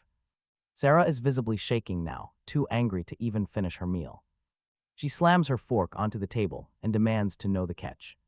What does he want this time, and why does she have to enter another dungeon? The guild leader explains he needs her unique power to restore a special artifact. But doing that is going to require an absolutely massive mountain of mana. Takumi swears on his life that this will be her final job underground. Sarah is highly skeptical, but he reminds her of his old promise. He promised he would track down a permanent solution for her. Her ears perk up at the mention of what he actually uncovered. An item capable of infinite mana generation, but Takumi just smirks. Her dreams, Sarah simply could not understand why she had to go down into that lethal dungeon, but the man insisted that the item might still show up if she agreed. He knew they already had an existing deal but promised to pay her back fully if she came along with him. Meanwhile, things shift over to the headquarters of the Guild of the Future, where our group arrived to meet Mr. Shiroki. Haruto remembered him as the leader of that guild who always complained about everyone getting in his way. Honestly, Haruto figured it would be much better for them to search for intel from massive guilds like Midas or Taiken. Naz agreed with his logic but pointed out that the Guild of the Future led the world dungeon intelligence. Even she and the Hunter Association had to admit that fact despite Haruto's rush to clear the areas. Soon the whole crew learned about the giant golem's heart. Masato added a crucial detail: it was also known as the infinite mana generator. Nanai's knew all about it, a super rare item dropped only by defeating the boss of the secret dungeon, Snow Mountain of Golems. The guy confirmed her suspicions and explained that their guild was actively tracking this giant golem's heart. During their search, they stumbled across a ruthless group called the Blood Tower, the very guild Haruto had brought up before. They had not even realized these guys existed, but now, brace yourself, they were actively recruiting a massive raid team to conquer Snow Mountain of Golems. Even Masato admitted these criminals were far more vicious than they originally believed. The Blood Tower was linked to assassinating elite figures, wiping out entire parties inside dungeons, and stealing high-tier loot without leaving a single witness. Haruto had to admit that an infinite mana generator was indeed an incredible artifact, though he personally had absolutely no use for something like that. Still, how did this link back to the legendary sword they had found? He began to suspect the dragon blade was the key to killing the golem. The air grew incredibly heavy as Haruto silently stared into space. Nanai's figured that the Blood Tower was targeting this specific dungeon solely because they located the golem, but then a teammate spoke up with a different theory. Ares stepped forward and explained that there was a much bigger catch here. Since this secret dungeon was found 15 years ago, the boss had never actually spawned. Haruto turned to her in absolute shock and demanded to know where she got that info. Ares could not reveal all her secrets, but she admitted she had been closely tracking this dungeon for a long time. Either way, Snow Mountain of Golems was notorious for its extreme, brutal environment. Among high-level hunters, it ranked as the #1 place to avoid. Masato wondered aloud if those cutthroats were really teaming up just for dungeon clear, or if something far more valuable was hidden inside. Haruto asked when the raid was scheduled, but nobody had that information. Their recruitment was already finished, meaning they could strike at any second. Haruto realized this whole scheme had been set in motion long before the theft of the Corisian dragon sword. Nanai's declared that they had to move immediately, otherwise they would lose their only chance to stop them. She turned to Mr. Shiroki, who looked totally caught off guard at the sound of his name. In a stern voice, she demanded to know if his guild had a team ready to deploy. The organization leader hesitated, clearly confused, which only disappointed Nanai's. She truly believed a forward-thinking guild would always keep a backup squad on standby. Masato tried to defend himself, arguing that details about secret dungeons were rarely reliable. Because of that unpredictability, nobody in their right mind wanted to venture out there. The environment in this region was brutal, making the trek absolute misery. Endless swarms of weak, but incredibly annoying golems guarded the area. Their overwhelming numbers more than made up for their low strength, but Masato still had to lead. Leading his squad alongside our heroes, they quickly jumped into action against the incoming threats. The endless golems kept rushing forward, showing absolutely no signs of slowing down. To make matters worse, these rocky beasts could instantly reconstruct their shattered bodies. The enemy pressure was intense. It was a brutal, non-stop onslaught. Bruised and battered, the vanguard had to push past their limits just to hold the line. Masato warned everyone that since they regenerate instantly, they had to target the core. They needed to shatter those cores fast. With that, he leaped forward, launching a rapid offensive. He kept up the pressure, refusing to give the stone beasts even a single second to heal. Unleashing his power, the guild master swept the entire crowd into one massive pile. He drew his main weapon, a powerful magic wand, and readied a devastating spell. A massive blast tore the monsters to shreds, leaving absolutely nothing left to reconstruct. Destroy the cores, Masato immediately ordered his squad to crush them. He instructed the team to systematically take them down one by one to ensure they stayed dead. The vanguard followed his orders, quickly realizing how much easier the fight became. Meanwhile, the leader kept pushing. He channeled his mana even harder. Watching from the sidelines, Haruto closely monitored the guild master. He noticed that Masato, despite complaining earlier, actually seemed to be enjoying himself. Ares had warned them before the raid to destroy as many golems as possible. Even so, our hero still couldn't wrap his head around why they needed to fight. Why waste precious energy on these weaklings? Well, there was a reason. This endless slaughter was the trigger. It would summon the mid-boss. Ares had discovered this crucial detail during her extensive research on this unique zone. She proved this place was an inductive dungeon, a term that completely baffled Haruto. Hearing all these complex gaming mechanics only made him scratch his head in confusion. This explains why Masato knew this raid would be a massive headache. These special instances are structured into strictly separated zones, requiring a specific order. In a standard raid, knowing the optimal path lets you bypass threats and reach the boss quickly. However, inductive dungeons force you to clear every single zone in a strict sequence. If the party fails to meet the criteria in one area, the next zone simply won't unlock. Ares believed that a glitch 15 years ago had prevented previous raiders from completing it. Because of that system error, the final hidden chamber was never allowed to manifest. Now Haruto finally understood. They had to grind down these golems to trigger the boss. Ares, however, had no clue how to actually restart the sequence. So there was only one thing left to do: improvise and survive. To be honest, Haruto didn't care about their plans. His only focus was retrieving the legendary sword. Refusing to sit back and watch, the young warrior eagerly joined the front lines. Haruto starts the fight using the great spider's web. The golems cannot dodge the threads, sending them tumbling right into his clever trap. Right after that, the young hunter unleashes internal vibrations, easily shattering the bound monsters. The other warriors watch him use a giant spider web, totally shocked by his resourcefulness. How could such a trash item be this deadly? Meanwhile, Ares channels her magic to freeze a massive horde of golems. When everything is set, she calls out to her partner to shatter the frozen beasts. Moore doesn't hesitate for a single second, charging forward and cutting them down.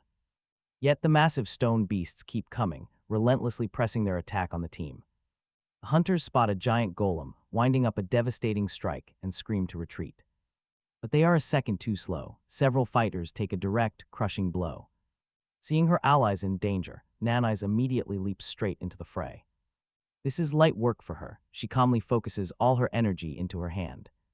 Just one simple touch is all she needs to send a devastating chi shockwave, ripping straight through the golem's massive stone body from the inside out. Nanais' explosive strike tears a massive hole right through the center of its chest. Sweeping her gaze across the battlefield, she checks to make sure her allies are safe. That is when she spots a suspicious figure skulking around, instantly catching her eye. Nanais moves fast, blocking his path to confront him. Her gut feeling is spot on. Pulling off his hood, she finds Satoru. Even with his fresh injuries, this idiot actually snuck onto a dangerous mission. Satoru gets defensive, annoyed that his sister is trying to ruin his moment. He insists he is here as an official member of Haruto's party. Nanise is totally baffled, while her brother desperately scrambles to explain himself. Honestly, Satoru threw an absolute fit in the hospital to get his way. He couldn't stand being left behind while everyone else raided the dungeon. Haruto never expected such a wild reaction, silently watching the hilarious drama unfold. Satoru was actually terrified that Haruto would get lost again, just like on the bridge. He genuinely believed the powerful hunter was completely hopeless without a personal guide.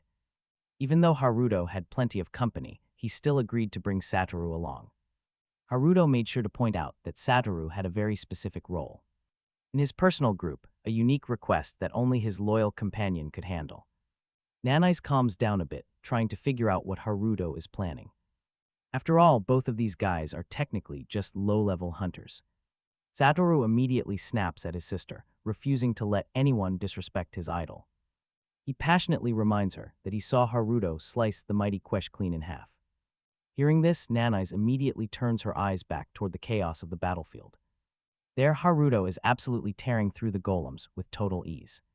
She has to admit, the guy has grown incredibly strong since their first meeting.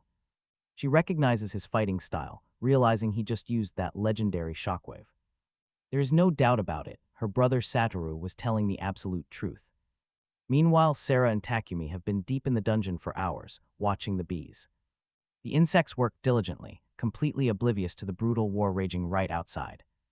Swords clash, warriors scream, and explosive magic echoes through the snowy cavern, turning the once quiet frozen terrain into absolute, chaotic warfare. Pure chaos. Meanwhile, the bandits plan to disguise themselves as members of the team, using stealth skills to reap the rewards, but even with their concealment, high-level hunters are around who might easily sense that something is off. Still, these powerful fighters fear absolutely nothing, so they rarely ever bother. Using detection skills in an active battle, this means the villains might slip by undetected, relying on their stealth and a deadly arsenal of hidden weapons. Takumi reminds his ally that the key is acting with absolute precision.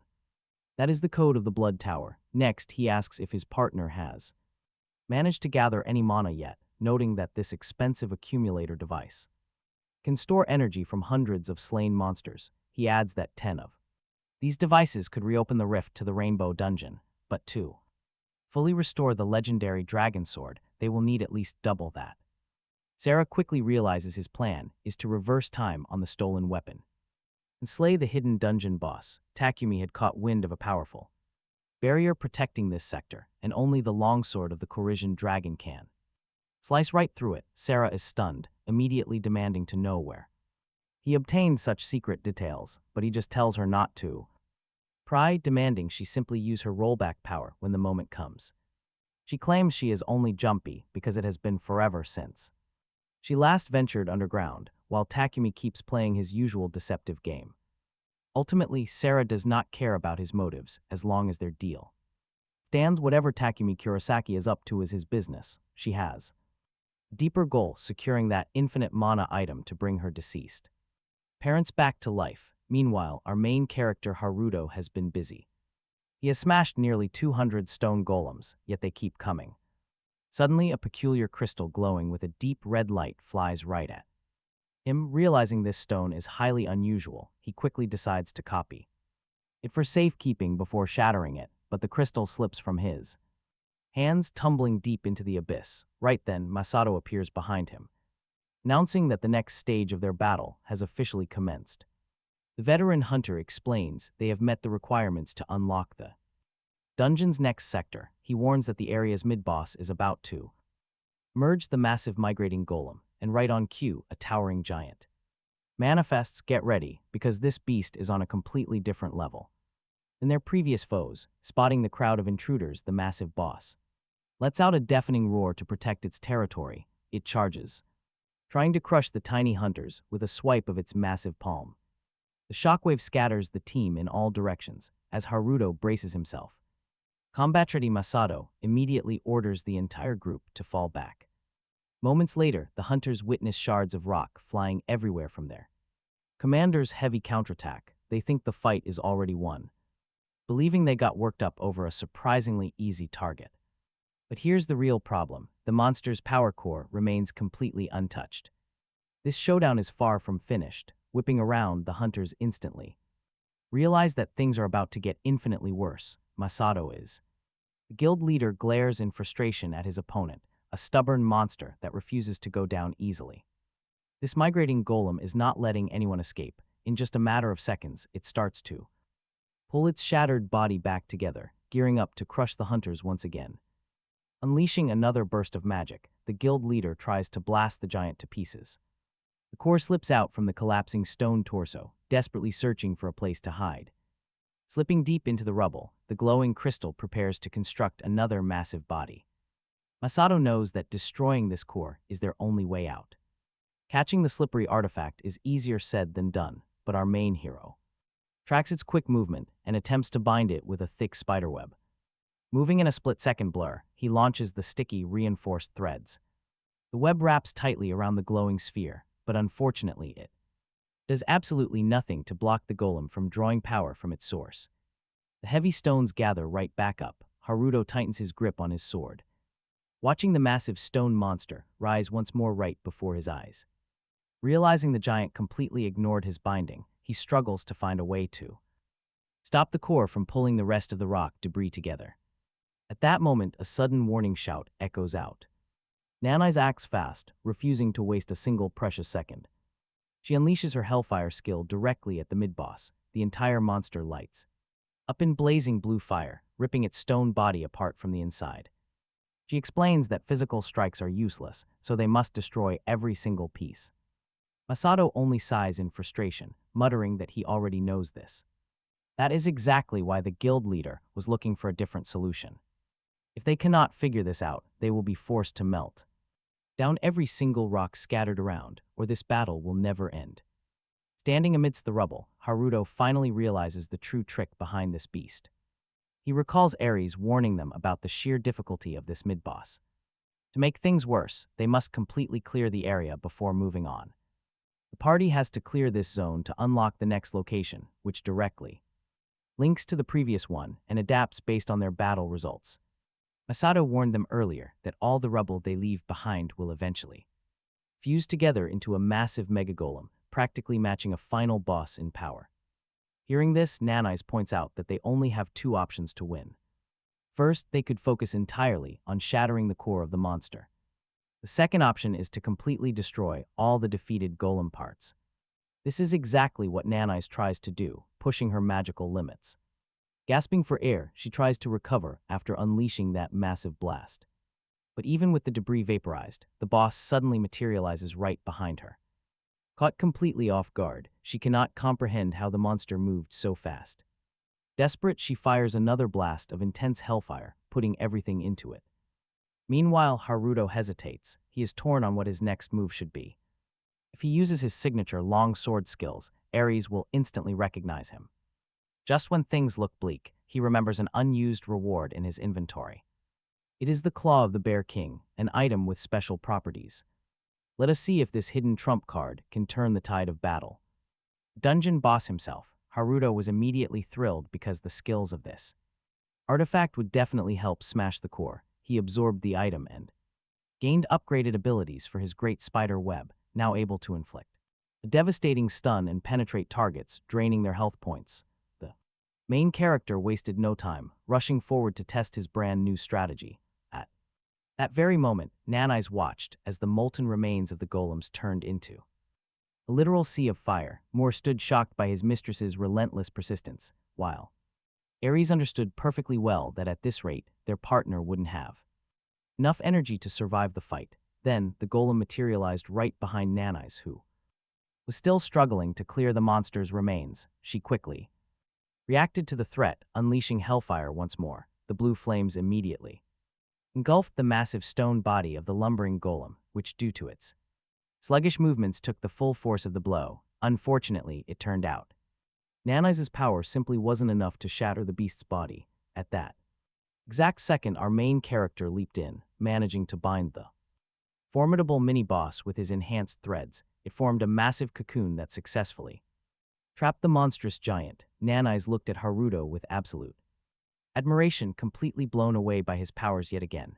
Meanwhile, Masato was stunned by this development, and honestly, who could blame him? He had no clue the great spider's web was capable of such a thing. Then our main character turned to him, requesting another strike, even though all of the guild leaders' previous efforts had been entirely useless. Haruto explained that he planned to catch the core like a flying cannonball, asking the chief of Shiosaki to act as fast as possible. Masato gritted his teeth in annoyance, finding it incredibly hard to take orders from some young rookie. Ultimately, he gave in and decided to trust Haruto, knowing it would be a mistake to ignore such a capable commander. Following his lead, the guild master delivered a devastating blow to the golem, tearing through the massive web.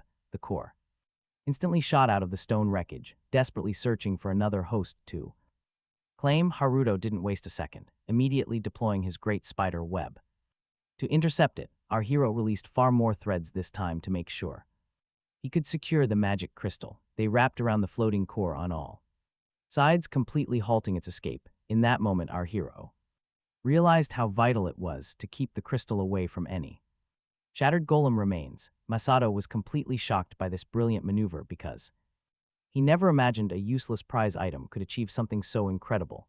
Nanai's also couldn't believe her eyes, even though she knew how much stronger he had become lately. Her mind flashed back to their struggle in the great spider dungeon where only Haruto and his ally managed to survive. She remembered how desperately he had begged her to let him join her team to clear the Rainbow Bridge, and that brutal battle they fought against Keisha. It was definitely a near impossible challenge. In the end, Nanai's realized that Haruto had always stood by her side during her absolute darkest hours. Meanwhile, Ares had already noticed the main character was using the legendary Bear King's Claw, smiling because that was so typical of the young man. Round them, the common hunters cheered, deeply impressed by their allies' incredible skill. They really should have killed that giant spider a long time ago, considering how useful its webbing actually is. Right then, the cocoon around the core had already reached a truly massive size. It definitely wasn't letting go of the crystal, leaving Takumi completely unable to believe his eyes. He was stunned seeing what Haruto could actually do, prompting Sarah to immediately try to figure out what was happening, unable to understand how this guy had managed the feat. Sealed the core using just some simple webbing. Masking up, the bandit declared that the mana gathering was cancelled, meaning they had to start their main operation right now. He ordered his men into position, but Sarah still couldn't wrap her head around what just happened, starting to worry that things were getting dangerously out of hand. So serious, in fact, that their guild leader might actually step in himself. The bandit leader explained that grabbing the core key was going to be a bit tougher. Now, all thanks to that weird kid. Soon, Sarah was left completely by herself, surrounded by batteries filled with the monster's stolen mana. But little did she know, Satoru had actually been watching them this entire time, safely tucked away behind a nearby rock.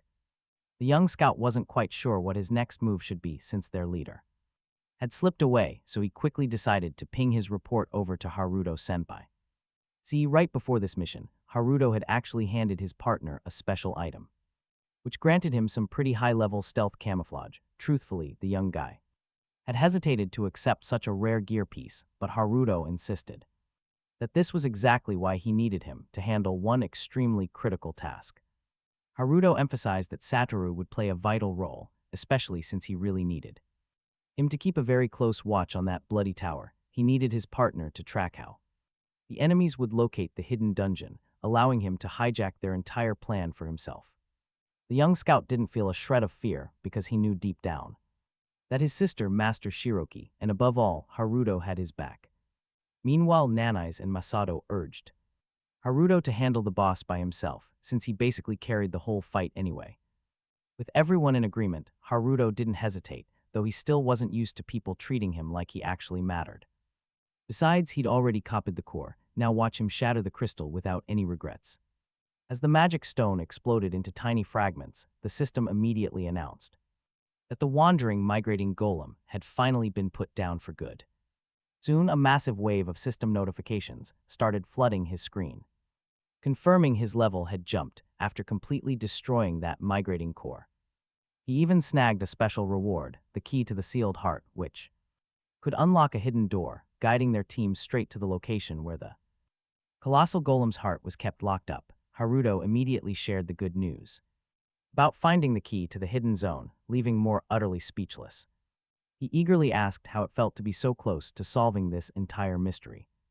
Haruto felt a bit awkward, with everyone hyping up his achievements so passionately. While they were distracted, he quietly pulled up his system screen, watching glowing stat windows flash right in front of him. His power had skyrocketed, and he honestly could barely contain his pure excitement at these massive stat gains, especially since that sweet buff from the Corrosion sword pushed him to level 285 as Masato watched. Backed away as he channeled the Corrosion sword, already reaching level 285. Masato watched this. Masato watched in utter bewilderment.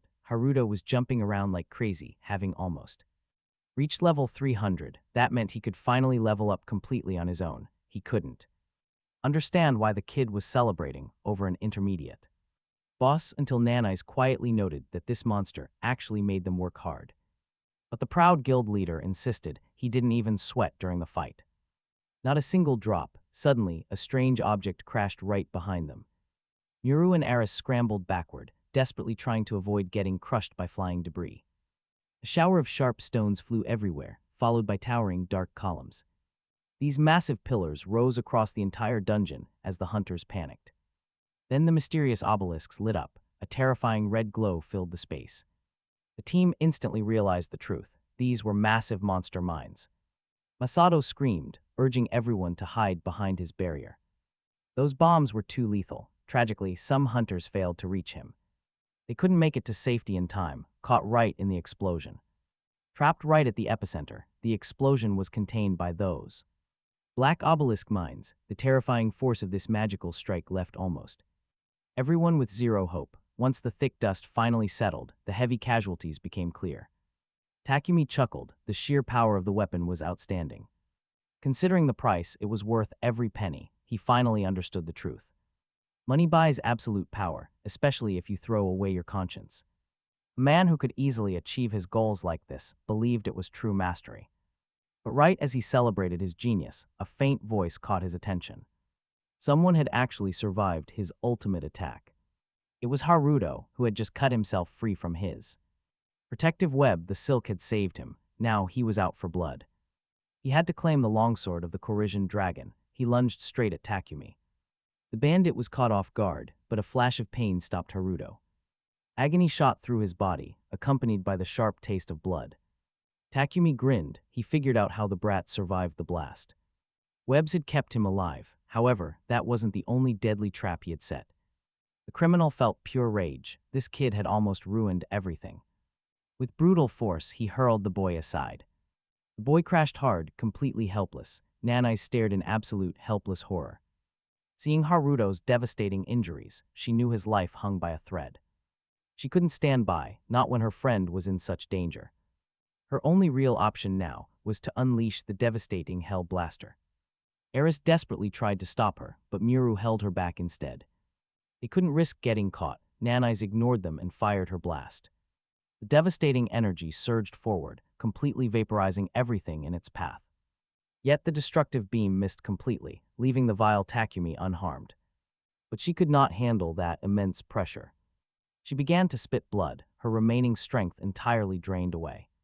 She collapsed to the cold ground, spasming in absolute agony. Masato panicked. He watched his trusted partner choke on her own blood. He screamed out in terror, begging for a high-level heal. Ares immediately held back the panicked leader of Shiosaki. It was completely impossible to use any mana at that moment. She explained that a toxic gas had blocked their mana absorption. This was a highly sophisticated and extremely vicious tool. Bandits used it to paralyze high-level hunters in their tracks. Meanwhile, an exhausted Haruto collapsed heavily onto the cold rubble. His battered body lay hidden among the broken stones. Takumi finally calmed down. Because his primary target, now dismissed as a total amateur, was down. Watching this, Masato realized exactly which skill their opponent had just unleashed. He was completely stunned, and honestly, who wouldn't be? He possessed a forbidden technique that should have been erased from history, the shadow shift. This was the absolute peak of hidden arts. The leader of Shiosaki simply could not comprehend how a common thug had acquired it. Meanwhile, Takumi quickly approached Haruto's body and saw a key slip from his pocket. It was the key to the next stage of the dungeon. The bandit did not hesitate for a second, immediately snatching up the priceless artifact. A system notification flared, announcing the key to the sealed heart had officially been bound to its new owner. Smiling, the bandit declared their mission a complete success, yet he still wanted blood. He roughly grabbed the unconscious boy by the collar of his shirt and brutally slammed his head against the sharp rocks again. Takumi believed the brat had to be finished off right now. Talk about a brutal end. But somehow the young hero dug deep inside, whispering that he was thinking the exact same thing, utterly shocking his attacker. Takumi never expected him to be conscious. Haruto smirked, adding that it was actually his lucky day since the thief who took his sword turned out to be a total amateur. He suddenly activated the spider thread trap, locking his opponent in place before the villain could process what was happening. Takumi shrieked in rage, struggling desperately to tear his way out of the bind. But those steel threads held fast. Instantly, Haruto acted, causing the sharp web to constrict and dig deep into the bandit's flesh. The trap instantly became a massive, terrifyingly sharp cocoon. Watched in absolute horror, realizing they needed to escape immediately. Haruto coldly pointed out that the thug's biggest mistake was touching his legendary weapon. With a calm gesture, he deactivated the technique, instantly snapping the restrictive threads. The criminal stumbled back, absolutely frozen in pure shock. What stood before him defied all logic, sending a chill down his spine. The cocoon was entirely empty, as if the man had dissolved into nothingness. Suddenly, Takumi materialized directly behind Haruto, whispering with a dark grin that he had almost panicked since it was his first time using that trick. Without a nearby shadow to slip into, he would have been crushed to death. Now he was ready to slaughter the insolent kid who dared touch him. Suddenly, Haruto looked up, calmly asking the thug if he knew his real name. The criminal sneered, completely baffled by such a ridiculous question, but the boy quietly explained that his true title was actually the legendary Mana Devourer. Transferring power over a distance for the first time, Haruto actually did it. He declares the villain's time is up. Meanwhile, Masato is completely clueless, but he feels a massive, sudden surge of mana. This power arrives just in time to finally crush the Blood Tower Guild once and for all. He unleashes his ultimate magic to destroy the slippery bastard who always managed to escape. But Takumi immediately realizes what is really about to happen. They are going to blast him with Shirosaki's wide dark lightning. It is the perfect counter to his shadow shift. Quickly, he turns and barks orders at Sarah. He wants her to restore the entire area using her unique spatial magic. Without a second thought, she obeys her leader and activates the complex spell. Boom, every mana accumulator bursts open, releasing absolute chaos. All that power swirls around Sarah, demanding an incredible amount of focus and strength. Blocking out the chaos, she channels every ounce of her remaining willpower. She is fully committed to helping Takumi reset the entire dungeon back to how it was. The enemy hunters are completely baffled. A strange, violent gale suddenly whips up around them. Suddenly, Nanai's freezes. The shattered golem stones are actually starting to reform. It is completely impossible. Masato also realizes the sheer gravity of what is happening. He suspects that the entire dungeon has just been completely reset to its starting state. And just like that, talk about worst-case scenarios, the entire beast horde respawns. The colossal stone golems do not waste a single second. They immediately launch a brutal, coordinated attack, unleashing their full destructive power. No warning, fortunately, the Shirosaki leader reacts instantly. He conjures a massive magical shield, just in time to block a giant stone fist. But the veteran hunter realizes they are in serious trouble. With poison blocking his mana absorption, he must shelter everyone alone. Playing purely on defense means he cannot fight back. They will not last. Masato desperately searches for a solution. He is too busy planning to notice a teammate rushing ahead. It is Nanai's charging forward with a sudden burst of power. Her partner is terrified. She is already on the brink of total collapse. But she quickly reminds him of Sano's legendary nickname. They call him Manonos. Masato is totally confused. While frantically trying to heal her allies, Ares steps in to explain the secret. This kid can actually generate infinite mana and share it directly with his teammates. Talk about a total cheat code. The Shirosaki leader is stunned. He never expected to find a monster like this hiding right under his nose. He believed only high-tier mages could transfer mana like this. Yet this low-level nobody is casually breaking every rule. High-level hunters and Lady Nanais require insane amounts of energy to fight at full power. But Haruto is supplying everyone effortlessly and doing it in record time too. Masato has literally never heard of anyone possessing an infinite mana generation skill before. It is completely unheard of. He needs to recruit this guy immediately. Recruiting Haruto to their guild is way more important than finding any giant golem heart. Meanwhile, Nanai senses everything has finally aligned. They realize the underground breach at Rainbow Bridge was indeed the work of the Blood Tower Guild, more emphasized than the main. Problem was that the dungeon had reset to its initial state, and he feared their rivals might do it again. Ares reassured him, believing that the hidden dungeon had not been found, yet simply because the entire logic of this area was somehow disrupted. She did not know if the bandits did this on purpose, but now a hidden dungeon appearing was 100% likely. Nanais, hearing this explanation, immediately pointed out that something still did not make sense. She noted that there were far fewer golems after the reset than before.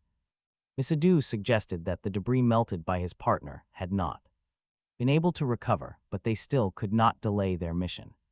Because they had to catch the Blood Tower scum, Nanais still could not believe their enemy used the exact same method as before at the Rainbow Bridge. Meanwhile, the Shiroki leader wondered where Haruto was, hoping those bandits had not killed him. Meanwhile, our main character managed to spin a dense shell of sticky web around himself. Now, a highly reliable cobweb sphere protected him, safe for now. Felt things calm down outside, he tore through and climbed out. Despite the agonizing pain racking his entire body, his eyes burned because that damn Takumi had run off with his sword again. Unbelievable. Suddenly, his opponent reappeared, clearly unwilling to let Haruto escape so easily. Haruto immediately lunged, shouting at his enemy to freeze. Sharp order for the bandit to freeze right there. Then, a moment later, the silence was shattered by the loud ring of steel as they clashed. Talk about a brutal rematch. Once again, Takumi sneered, asking what a completely worthless weakling could ever hope to achieve against an opponent of his caliber. Haruto fired back that he did not need raw power to teach this punk a lesson, reaching out to activate his spider web. Incredibly strong threads wrapped around the enemy from head to toe, leaving the bandit completely unable to move. Yet, Takumi managed to break free from the annoying webs, promising he would make sure the young man would never be able to use that annoying little trick on him ever again. Right then, a massive explosion erupted, blasting them in opposite directions. The bandit prepared to activate the Corrosion Dragon, long sword level. Release. Haruto immediately remembered how he had successfully blocked it with his web before, so he decided to do the same thing now. He knew the sword's raw power was absolutely terrifying, genuinely insane. This clash actually helped him understand how to unlock its true strength. Haruto still could not understand where this guy got all his knowledge about the weapon, meaning he would have to capture him to get some answers. But the immediate problem was that he had absolutely no idea where he actually was. Meanwhile, the scene shifts over to the quiet office of the Japanese Hunters Association, where Fukawa Toko was looking completely calm about the operation, telling Mr. Shinoda not to worry unnecessarily, since Mr. Shiroki from the Future Guild was currently staying with his children. He still firmly believed the Blood Tower Guild's involvement was a major issue, mostly because their own organizations knew next to nothing about them. They are fully capable of taking down even high-level hunters on a whim, so gathering any useful intel on them is pretty much impossible. Yet despite those obstacles, the Midas Guild still managed to dig up something. It turns out all those reckless moves by the bandits actually trace right back to the massive Starfield International Hunters Guild. Fukawa Tokyo was left completely speechless upon hearing that such a powerhouse was lurking around. Meanwhile, Makoto Shinoda was struggling to see what an international guild wanted with a local Japanese dungeon and why they would partner with the Blood Tower. Takuchi Galklus chimed in, explaining that despite how this place looks today, it was actually destroyed during the Great Catastrophe 15 years ago. The massive golem army that spawned back then was far more terrifying than Hell itself, thankfully, the rift was eventually sealed by one of the strongest mages alive, the legendary Japanese hunter Tomoka Nishihara. Makoto nodded along, knowing all too well how disastrous things would have been without her ultimate sacrifice. Galklas then continued his tale, explaining that the heart of the legendary giant golem, sealed away inside a hidden dungeon, still draws massive attention from powerful factions all over the world. They are both willing to do whatever it takes to get it. So, and get this, they likely teamed up to raid that snowy dungeon. Plus, Arihu is actually Nishihara's daughter, a fact Makoto already knew. This means that along with returning the legendary sword, he would have to investigate her mother's death. Galklas immediately warned his colleague that the legendary hunter was never officially declared dead, since the people who vanished in that dungeon were simply never found. As it turns out, there is actually one surviving witness who escaped that place 5 years ago and claimed they saw Miss Nishihara still alive. Hearing this threw the entire room into absolute shock. Because of Starfield's extreme secrecy, they only had part of the puzzle, but even this small detail helped clear up the situation a bit. Galklas wanted to explain more about the hidden dungeon, but an employee suddenly burst into the office with an emergency report. Fukawa Tokuo snapped at him, demanding to know what was so incredibly urgent. Now watch, the panicked worker brings up a live feed on the screen, revealing that another massive dungeon breakout had just occurred. A wounded employee was barely holding on, desperately trying to report the disaster. The portal collapsed right in the heart of the city, releasing giant golems that are now hunting down innocent citizens. Galklas immediately recognized those monsters as the exact same golems from the Snow Mountain, making him suspect the dungeon broke down mid-raid. Meanwhile, the entire Blood Tower Guild squad is still pushing forward through a brutal snowstorm. You can easily see Takumi struggling with every single step, his breathing growing dangerously shallow and heavy. Seeing him falter, Sarah asks if he is having a hard time, noting this is her very first time. They had never seen a boss so brutally beaten, so he told his companion to look. She checked, gasping as she realized their long hunt was finally over now. The giant mountain loomed directly before their eyes. This was the fabled hidden dungeon that every single guild had been desperately chasing.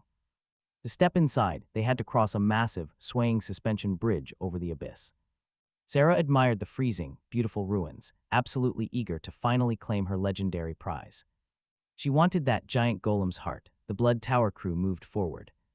They kept a tight formation, completely unaware that a quiet shadow trailed closely behind. Satoru trailed them closely, executing Haruto Senpai's orders. He was completely invisible, thanks to a special, high-tier artifact. This special gear let him glide through the shadows and match their pace with absolute ease. The mountain peak looked terrifying under the strange, bloody sky. Its jagged rocky slopes bled a deep, threatening crimson glow. Even the brave spy felt a cold sweat break out as the bandits finally arrived. They swarmed the massive stone wall, trying to find an entrance. Suddenly, one scout paused, his hand pressing against a strange, soft section of the rock. He instantly called the leader over to report his bizarre discovery. Takumi examined it, immediately realizing a magic barrier was blocking them. But he wasn't worried at all, because Starfield had already warned him of this barrier. 5 years ago, the legendary hunter Tomoka Nishihara sealed this place. She bound it with magic chains, but Kurosaki Takumi came to shatter them. He wanted that giant golem's heart, and no ancient magic was going to stop him. With a cold, ruthless stare, he told his crew the real mission starts now. He ordered them to prep the demolition gear and guard the perimeter. They needed to break this barrier fast and watch closely for any unwanted surprise guests. Afterward, he approached Sarah and said they needed to restore the sword. Suddenly, the leader went stiff, warning everyone in a chilling voice. He sensed an intruder nearby, though Sarah herself felt absolutely nothing out of the ordinary. She stared at him, but the boss was already grinding his teeth in fury. How dare some rat try to sneak around the Blood Tower? Satoru began to panic wildly, sweat dripping from his forehead as he froze in place. Takumi locked onto his presence, swinging his massive blade with deadly force. Now watch, let's check on our hero, who just met a snow monster. A ferocious rabbit jumped out, completely surprising Haruto, who only expected golems in this place. Luckily, Haruto had a handy little helper ready to take charge. The tiny golem lunged forward instantly, easily flattening the fluffy beast in a single, brutal strike. Even a weak mob like this dropped a shiny, valuable magic crystal as loot. The helper quickly snatched it up, collecting loot for its master. It waddled right back to Haruto, proudly showing off the glowing stone it had just found. The young man smiled, realizing his new friend wanted to eat it. He nodded gently, telling the little guy to go ahead with it. The golem happily gobbled down the magic crystal, practically glowing with pure, absolute, raw delight. In truth, Haruto never expected a migrating golem core to do this. The copying process was a success, but he still had some regrets. He wondered if he should have kept the core for himself. A bit of a bummer he couldn't absorb every skill, still, it was useful. He smirked maliciously. A whole army of golems was within reach. Honestly, who even needs a guild to clear dungeons with an army like that? His tiny golem helper stood there, utterly clueless. Confused, it waited. Suddenly, Haruto heard footsteps approaching. The loyal summon wasted no time, rushing in that direction. It charged straight ahead, fully prepared to shield its master. But it was only Satoru, who had barely escaped and was now running for his life. The monster was right on his heels, shocking Haruto completely. Still, he was incredibly relieved to see Satoru in one piece. Satoru struggled to hold back tears after surviving that terrifying ordeal. He practically threw himself into Haruto's arms, sobbing and explaining his near-death escape. With zero time to lose, the two quickly ran after Kurisaki's team. They had to hurry, the rivals already found the hidden zone. Haruto apologized, admitting he never expected Satoru to get spotted so easily. He genuinely believed that high-level disguise would keep Satoru completely out of trouble. Satoru quickly brushed it off, telling his senior there was no need to worry. He survived, but trust me, those future guild members weren't nearly as lucky. Haruto realized that Shiroki's leader had only been playing dumb this entire time. In reality, that guild master was plotting the exact same moves as Haruto. Meanwhile, Satoru reported a strange detail about a mysterious girl with the guild. She was using some bizarre device to drain mana straight from the environment. Then a complete shocker, the entire dungeon shifted and reset. Satoru wanted to stop her, but Haruto's warnings flashed through his mind. Plus, he was absolutely terrified. Haruto gently patted his head to comfort him. He reassured Satoru, telling him he did a fantastic job staying safe. Satoru mentioned that the girl looked familiar, though he couldn't quite place her. Changing the subject, Satoru asked about the tiny creature trailing behind them. Haruto just chuckled, explaining it was simply his brand new helper. Satoru immediately gushed over the adorable little golem, completely fascinated by it. He had no clue his senior had familiars, incredible ones too. They reached their destination, right on target. Satoru pointed out that the hidden area was just across the bridge. He warned Haruto to stay alert, since getting caught here would be incredibly easy. Haruto immediately ordered Satoru to head back and fetch Ms. Nanes and Shiroki. But Satoru hesitated, deeply reluctant to leave his senior all on his own. Haruto told his junior to relax, assuring him everything was under control. He had a foolproof way to keep close tabs on the enemy's movements. With Chibuka watching from above, Satoru reluctantly agreed to his senior's plan. Even though he desperately wanted to stay, Haruto handed him a special gift. He placed the core of the migrating golem directly into Satoru's hands. Satoru's face lit up, instantly realizing this was the key to summoning Chibuka. It was the exact same tool his senior used for his tiny familiar. Haruto smiled, explaining that the little creature was officially Satoru's new partner. Despite its cute looks, this beast was packing some serious combat power. Super handy, Satoru was deeply touched, completely unable to believe he was getting such a gift. He was actually allowed to accept such an incredibly valuable present from his generous friend. He knew Haruto barely cared, since his inventory was overflowing with them. Before heading out, Satoru warmly thanked his senior once more for the amazing present, and promised to bring his sister and the others over right away. Only then did Haruto realize how incredibly humble this guy was for a major guild heir. He figured it was all due to Lady Nanai's stellar influence. Realizing there was absolutely no time to waste, Haruto got straight back to his work. He quickly conjured a brand new assistant to help him out. The golem was actually being created exactly as he had pictured, choosing to shape. A majestic stone eagle, instantly pumping some mana into his creature.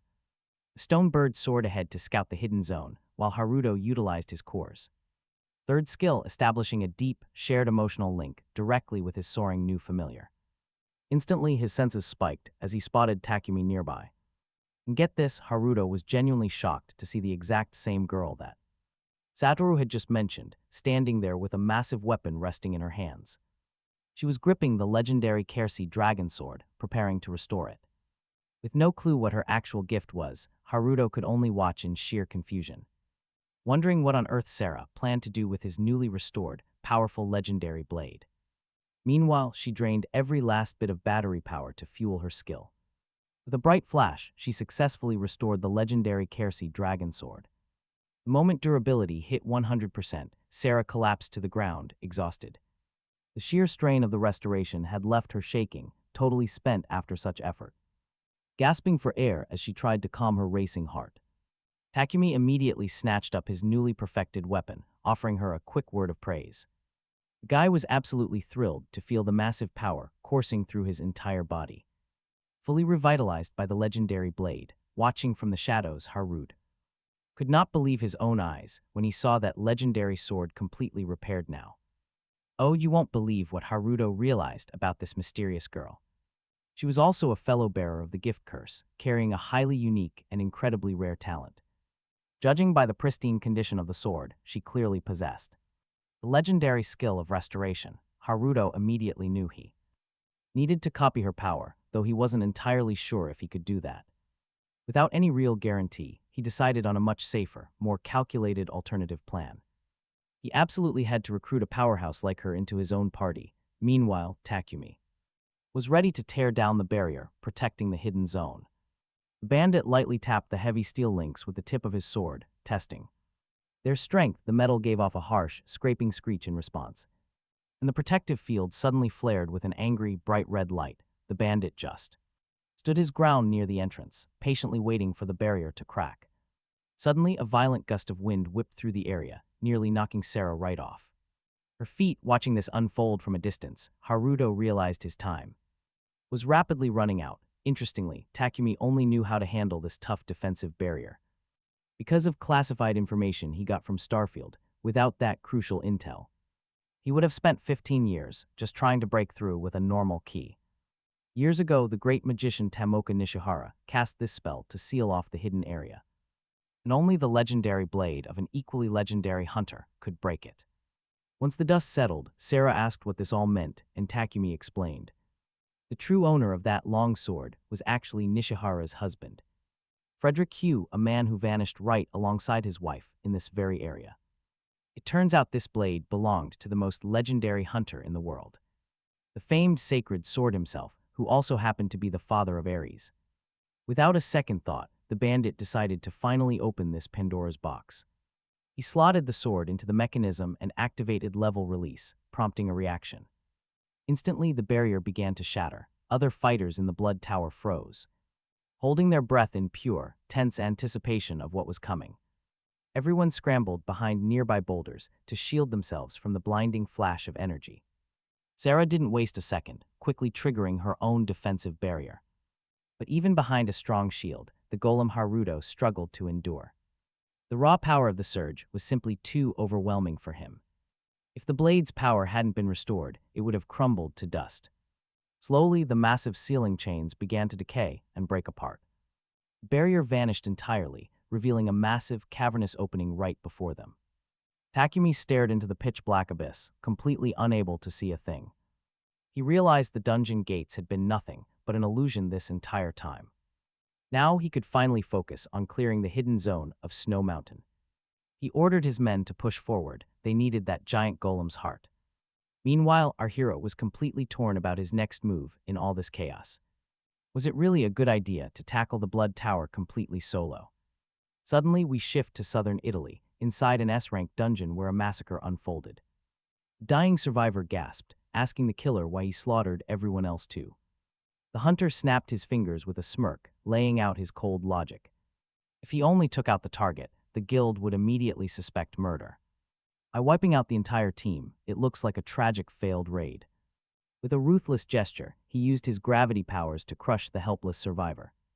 Not a single word escaped the man's lips before he was crushed, talk about brutal. This mysterious killer possessed a broken skill, stealing abilities from those he slaughtered. But despite his terrifying strength, he winced from a searing pain in his neck. There sat a strange mark, just like the hourglass on Haruto's neck. Except this killer had 3 of them, glowing with a dangerous light. Shrugging off the agonizing sting, he activated his next stolen ability. The skill highlighted every single object he wanted to target around him. Using Control and X skills, he cleanly sliced out those highlighted targets. This allowed him to effortlessly manipulate and carve things of any size. In seconds, he carved out a massive, gaping hole inside the dungeon floor. Suddenly, he spun around, sensing a presence lurking close behind him. His partner stepped out, praising how well the selection skill fit his collection. After all, manually cutting things one by one was getting pretty tedious. But the killer wasn't satisfied, frustrated by the dark cost of his strength. Every new skill required murdering another cursed hunter who could no longer evolve. His teammate quickly reminded him they had already discussed this. It was impossible to steal another hunter's skill simply by killing them. To safely acquire skills and keep growing them required a rare tool. Namely, a copying power like Haruto's, the hunter complained bitterly. Having searched for this legendary power for 10 long years with no luck.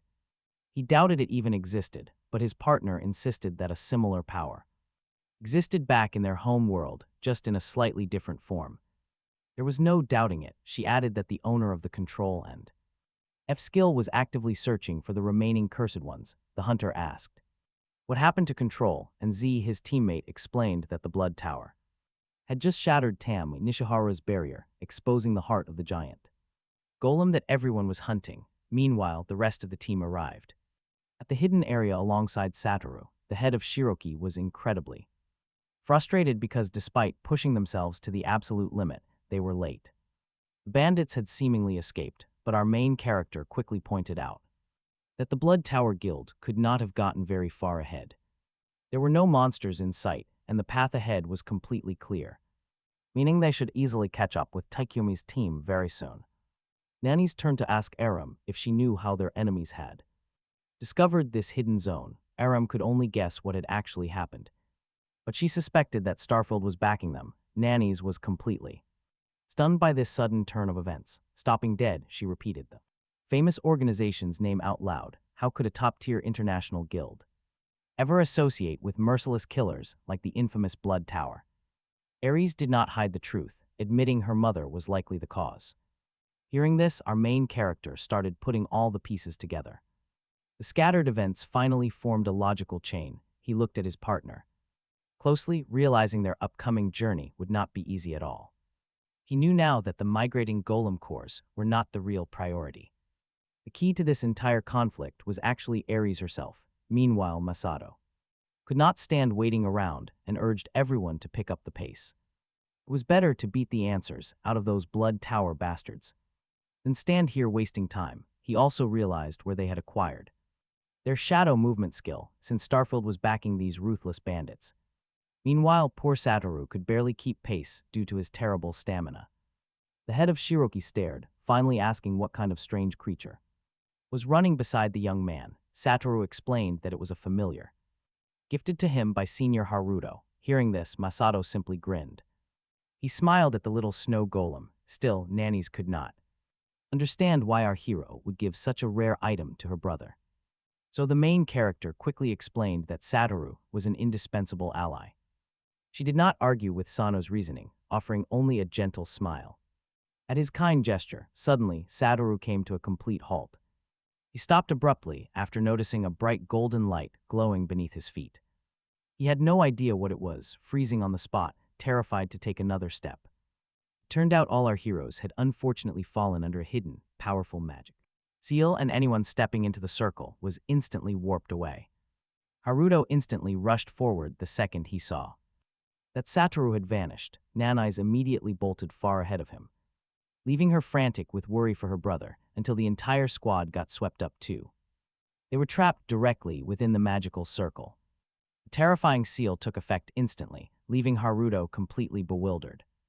He could only stare in shock as the bright golden glow enveloped them. The entire group froze, transfixed by the strange, glowing patterns shifting on the ground. Both Nanai's and our young hero desperately screamed out to Satoru and Shiroki's leader. But all their shouts were in vain, leaving Haruto completely and utterly bewildered. He had no idea how this happened since they were following right behind. But their allies were completely gone, and suddenly, a massive roar echoed right next to them. Haruto heard a blood-curdling roar close by as a colossal dragon emerged. The beast loomed terrifically from the dark shadows. The dragon raised its massive, clawed hand right over Haruto, poised to crush him instantly, while absolute primal terror completely froze the young hunter, paralyzing him on the spot as he stared up in horror at the giant beast.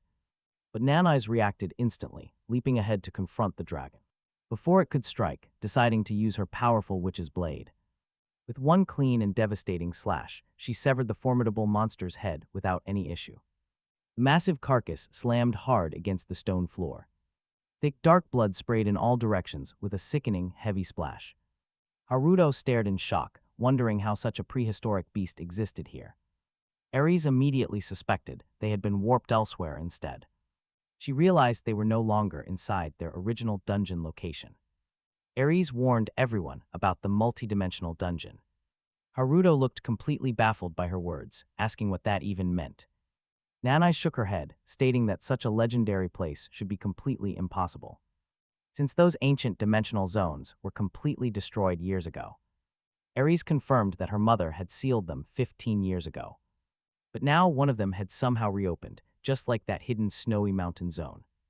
She went on to explain that these special areas contain magical circles, acting as pathways that connect entirely different dimensions. When a seal activates, a portal opens, linking this world directly to other dimensions, meaning they might have landed in a place of extreme, unprecedented danger. Everything made sense now, as Nanai's finally understood why Ms. Nishihara had set up a powerful barrier over this specific region. Haruto then asked where Satoru and Shiroki's leader had ended up. Ares calmly explained that their teammates were probably trapped inside another dimension's dangerous dungeon.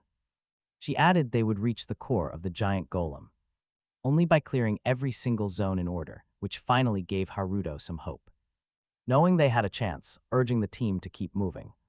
But progress was cut short when brand new, terrifying obstacles blocked their path forward. A horde of colossal, angry dinosaurs was charging straight at them. Absolutely everything in their path with brutal, relentless force. Our heroes stood right in front of the stampeding monsters, who had absolutely no intention of stopping. Moore pointed out that telling everyone to clear out was easy, but actually doing so was going to be incredibly difficult, while a battle with dinosaurs unfolded. Right there, absolute chaos erupted in the real world, furious snow golems destroyed absolutely everything they could grab. The local hunters immediately responded to the dungeon breach, fighting the monsters on the spot while trying to rescue helpless civilians. Soon, though, they began to realize that unless they destroyed the core, all their desperate efforts would be useless. That is why they begged the mages to unleash area attacks, but the problem was they simply did not have enough mana. Honestly, the hunters were already on the verge of defeat, deeply wishing the guy who always refilled their mana was actually around. These prideful warriors never imagined they would need a mana carrier so desperately, with monsters swarming they did not even have time to notice threats sneaking up from behind. Just then, a mysterious new hunter arrived and sliced a massive golem clean in half with one mighty swing of his blade. He landed gracefully on the concrete, easily dodging the falling stone fragments. One of the fighters quickly thanked him, but was utterly surprised to realize their powerful savior was a foreigner. The mysterious traveler explained that he was only visiting on a business trip, but could not just watch as the monsters destroyed everything. Hearing this, the guys finally understood why he was not wearing a tactical suit, while noting his Japanese was actually quite good. Curious, the stranger asked about the mana carriers they were mentioning earlier. Since it sounded pretty unusual, the hunters waved it off, saying it was nothing, just some low-level colleague they were complaining about who could not fight and only generated endless mana. Intrigued, the foreigner asked where he could meet him, but the guys admitted they had not seen him in ages and had no clue where he was. The traveling hunter quietly wondered about this, since he had never even heard of such an unusual skill. Right at that second, a loud commotion erupted nearby, and he quickly turned to check it out. High up on a rooftop, two powerful figures stood exuding an intense aura, which instantly captured everyone's attention. It turned out they were Takeyachi. Gaklas and Shinoda Makoto, legendary heads of the Takeyachi and Taken guilds, whom the foreigner immediately recognized. With a grin, the traveler realized they were in for quite a show. Honestly, watching these titans clash is always an absolute treat. Up on the roof, the guild leaders spotted the giant golem towering below, confirming there was no longer any doubt that the Snow Mountain dungeon had been breached. Makoto smirked, teasingly noting that this monster was the perfect match for Takeyachi. Gaklas glared at his partner, clearly annoyed by his constant, dungeon-obsessed banter. But with no time to waste, Gaklas surged forward, shouting over his shoulder to tell the guild chairman that his reward would come straight from the S-class vault. Right before slamming into the massive beast, Gaklas activated his skill, coating his entire body in heavy stone armor until he resembled a golem himself. He plummeted into the earth with a deafening crash, sending massive boulders flying. Everywhere, standing amidst the dust, the armored hunter looked completely terrifying. His power in his build, fire in his eyes, a seasoned fighter. He destroys everyone, absolutely everyone. Now the giant golem charges. It rushes straight at Gaklas, completely intent on crushing him like before. Not all stones are equal. The hunter declares this with absolute pride. This massive pile of rocks is nothing but a quick warm-up. A few hits will finish it. Suddenly, Gaklas makes his move. Slicing the air, he literally flies down the street at the beast. Meanwhile, Makoto provides backup. He is actively prepping a massive spell. Channeled power, every single drop of his mana is gathered for a crushing blow. A blinding surge of magic suddenly erupts, tearing straight down the street. It sweeps through the city blocks in a second, locking onto the target. Gaklas feels the raw power overhead and laughs. The old man is crazy. He could handle this alone, but the massive golem is closing in. It has zero intention of stopping. The rock monster winds up a brutal fist to crush him. A giant shadow completely blocks out the light. Zero fear, Gaklas stands his ground, knowing this beast is completely outmatched. Watch this, he unleashes his raw energy to push past his limits. Sharp spikes suddenly coat his heavy armor, making his attack lethal. Boom, fists collide in a massive clash of pure power, sending a devastating shock wave across the entire area. The giant golem is hit. Total confusion. Deep cracks suddenly start to spiderweb across its stone body. Then Makoto's spell slams right into it, obliterating half the monster. Under this double assault, the giant golem can no longer hold together. It crumbles into dust, a glowing core floats. Gaklas snatches it. No hesitation. He has no intention of letting his teammate take the final credit. Grinning, he slowly closes his massive stone fingers around it. Easily crushed, the glowing red core shatters inside his stone fist. Makoto lets out a soft sigh, a faint smile touching his face. Finished. The boss is down, the rift is sealed. Everything is finally over. The remaining hunters cheer in pure relief, celebrating their narrow survival. But elsewhere, an observer activates control and F-rank skills to check. On Takumi, strangely, he discovers that the powerful leader lacks control skills entirely. The foreign watcher is shocked. How did Japan's top hunter clear this dungeon? And head of the Midas Guild clear it in under 10 minutes. He writes it down. Achieving this without cursed skills is legendary. He slams his notebook shut with a sharp crack, his mind racing. Remember, the target holding those crucial control and Z skills has not emerged from the gate yet. He hopes the girl is still breathing. Completely unaware she is likely dead. Now, jump back 20 minutes. Earlier, the dungeon is crawling. A massive horde of flesh-eating zombies pours endlessly out of the deep tunnels, no end in sight. Takumi explains they have zero intel on this layout, so they must rely on pure luck, but he notes that this dungeon dimension seems pretty straightforward, so maybe fortune is with them. Thankfully, his longsword is incredibly helpful, letting him easily slice through multiple enemies at once.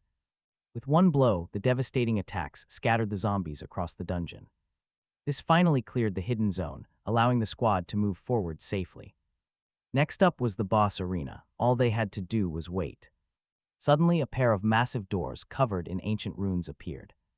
The hunters from the Blood Tower rejoiced at the sight of them. After a grueling journey, they had finally made it to the final boss. But they still needed the key from the previous stage to proceed. The cold key slid inside, and a sharp click echoed through the hall. The heavy doors swung open, letting the party step into a mysterious hall. They were met by majestic statues that seemed to track their every move. The silence made some hunters worry they had arrived a bit too early. But Sarah was distracted because she felt a heavy, suffocating weight pressing from all sides. She couldn't understand her teammates because she felt the air grow incredibly heavy. It felt as if a massive weight was pressing down from all sides. Seeing that no one else noticed, she assumed they were just used to it. Meanwhile, one hunter decided the boss wasn't here and started checking for loot.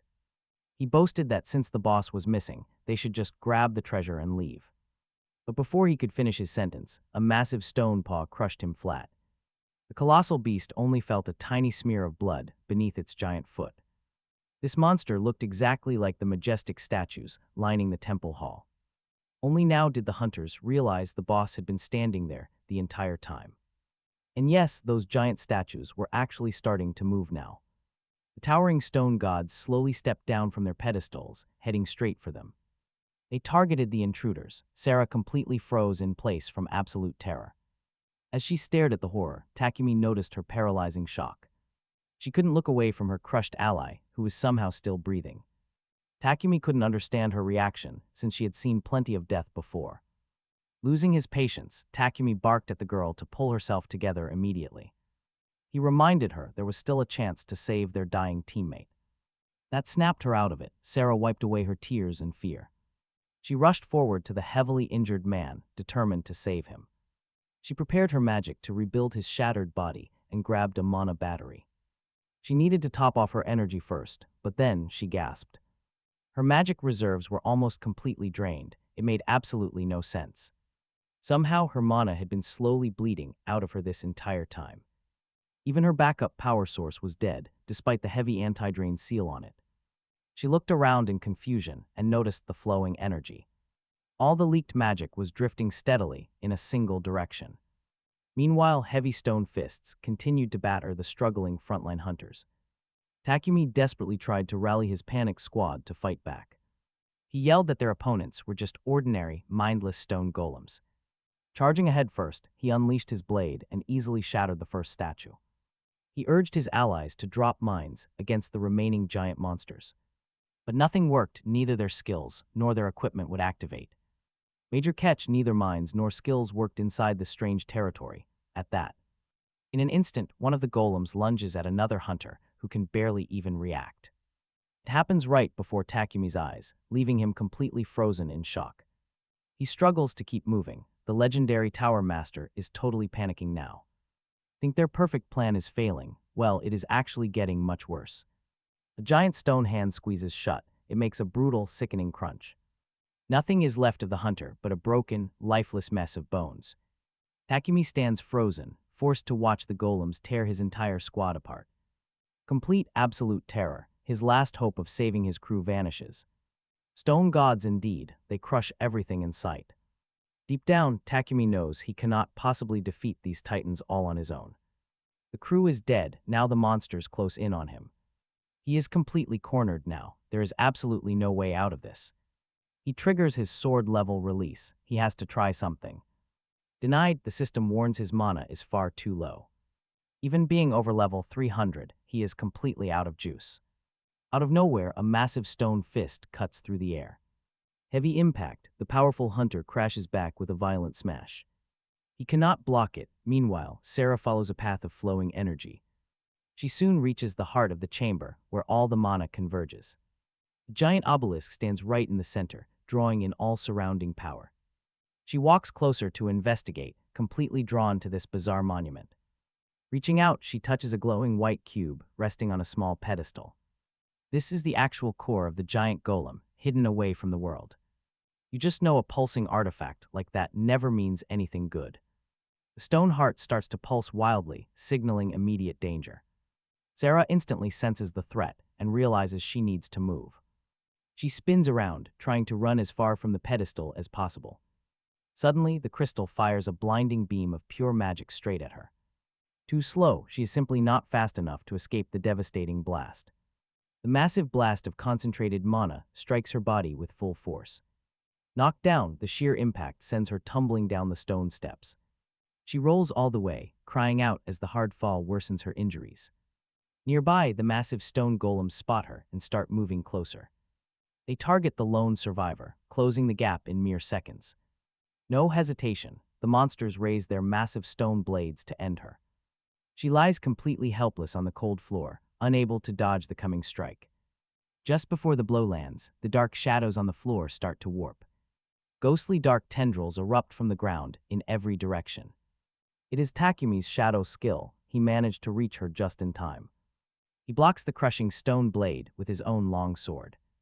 Crucial impact, the heavy pressure forces the taste of blood into his mouth.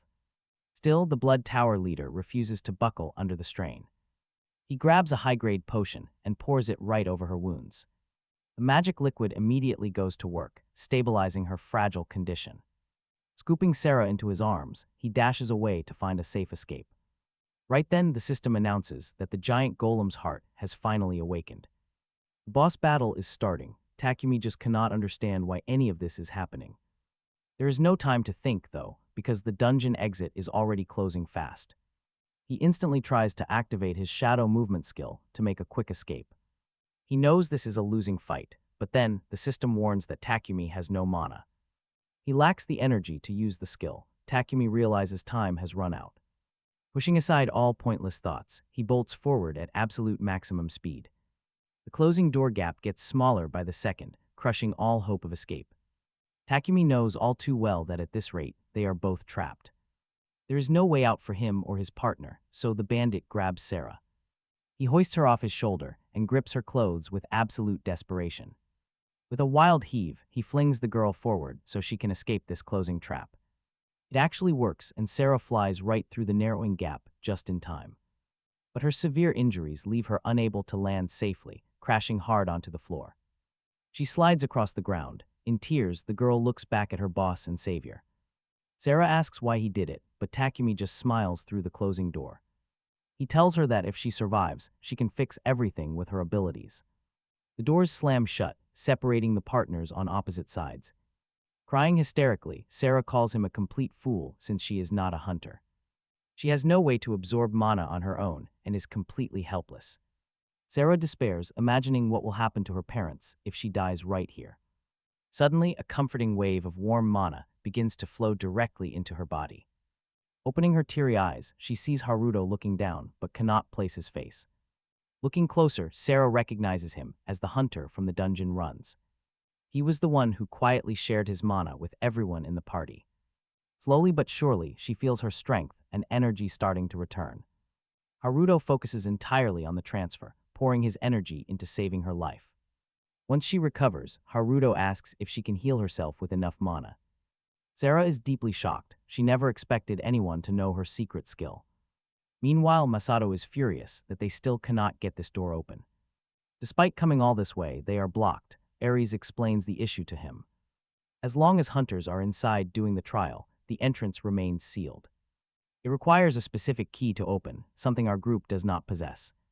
The head of Shiroki fumes, realizing they made a massive tactical error. They should have taken down the wandering golem before rushing to this spot. Masato calms down and glares at the handcuffed Sarah, demanding her identity. His men explain that she is the chief healer of the Blood Tower Guild. She somehow healed her own fatal injury using Haruto's massive mana pool. They also secured her with special cuffs designed to completely suppress mana. This will let them interrogate this bandit ally once they manage to leave. But escaping is highly unlikely. Masato fears they're completely trapped inside. Ares confirms his worst fears, sending the leader into a state of panic. He finally understands why so many hunters disappear in this dark place. Haruto also worries, debating whether he should expose his copied key. After defeating the boss, he searched everything. He opened up his inventory, spending a long time staring at the various items he had already managed to gather. Finally, Haruto pulled out the key, deciding he should just claim he had just found it lying somewhere nearby. Meanwhile, Ares was carefully examining the keyhole, thinking that if this really was the door her mother had sealed, there had to be something inside. Suddenly, the massive gate reacted to her gentle touch, suddenly lighting up with a vivid green glow. This emerald light instantly spread across the entire stone surface, illuminating all of the Ancient symbols. Finally, the heavy doors groaned open while the team watched in. Total shock at the unexpected turn, Nannies asked how her partner had done it. And Aries explained she was wearing her mother's old cloak, which seemed to react with the door. Our main character was now absolutely certain that Aries was the true key to this dungeon, meaning he would have to explore this massive multidimensional labyrinth alongside her. Nearby, Satoru also felt an eerie pressure creeping in, prompting his mini golem to step up and try to comfort him. Nannies warned everyone to stay alert because their mana would also start draining the moment they stepped inside. Haruto instantly guessed that this was exactly what Sarah had tried to warn them about. She explained that the giant golem's heart literally feeds on surrounding mana, converting it into its own power. Hearing this, Haruto fell deep into thought, frantically trying to come up with a realistic strategy for this precise situation. Sarah, on the other hand, began panicking and urged everyone to leave quickly, since even a high-level hunter is completely useless without any mana. Just then, the massive stone deities closed in on a very confused Satoru, who stared up at the giants. Nannies immediately reacted to the threat, asking our hero for a quick mana boost to strike back. Our main character did not hesitate, utilizing his skill to fully replenish his partner's reserves. He felt completely confident that their enemies would soon tremble before the incredible power of the Manhwa. He used his copy and paste skills dozens of times, ensuring they had plenty of mana, since his ability could copy mana infinitely. Every single teammate was now fully supplied with energy. In the end, there was so much mana it filled the entire space around them. It is an absolute spectacle. Sarah watched in complete shock, not even knowing anyone was capable of generating such a massive amount of energy, even with the golem absorbing it at an incredible speed. With deep admiration in her eyes, the girl looked over at Haruto, who was now her only hope. Now she understood that with Haruto's help, she could finally save her parents. Nannies thanked the young man for this massive boost because it was easily enough to wipe out these statues. She drew the witch's blade against her foe, slicing its massive stone body clean in half with one precise, devastating strike. Masada also felt extremely confident in his own abilities. Now to him, these beasts were just harmless pieces of stone. Provided he had enough mana, he unleashed his Dark Thunder Spear, completely tearing one of the golems to pieces. Shattered stone fragments fell with a deafening crash onto the cold ground, sending up thick clouds of dust. But the giant living statues kept coming as even more enemies began to close in. The Shiroki leader, Masato, was actually thrilled that the beast had brought along its pack. He was completely sick of this miserable dungeon and was ready to unleash his absolute full power. Summoning a massive dark thunderstorm, he wiped out every single enemy in one devastating sweep. Meanwhile, Sarah stood by helplessly, scanning the chaotic battlefield to locate Takumi. The battered bandit was slumped against a crumbling wall, showing absolutely no signs of life. Getting closer, she gasped as she noticed her partner's hand had been completely severed.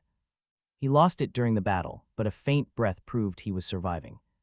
She realized that since Takumi had survived, she could still restore him completely.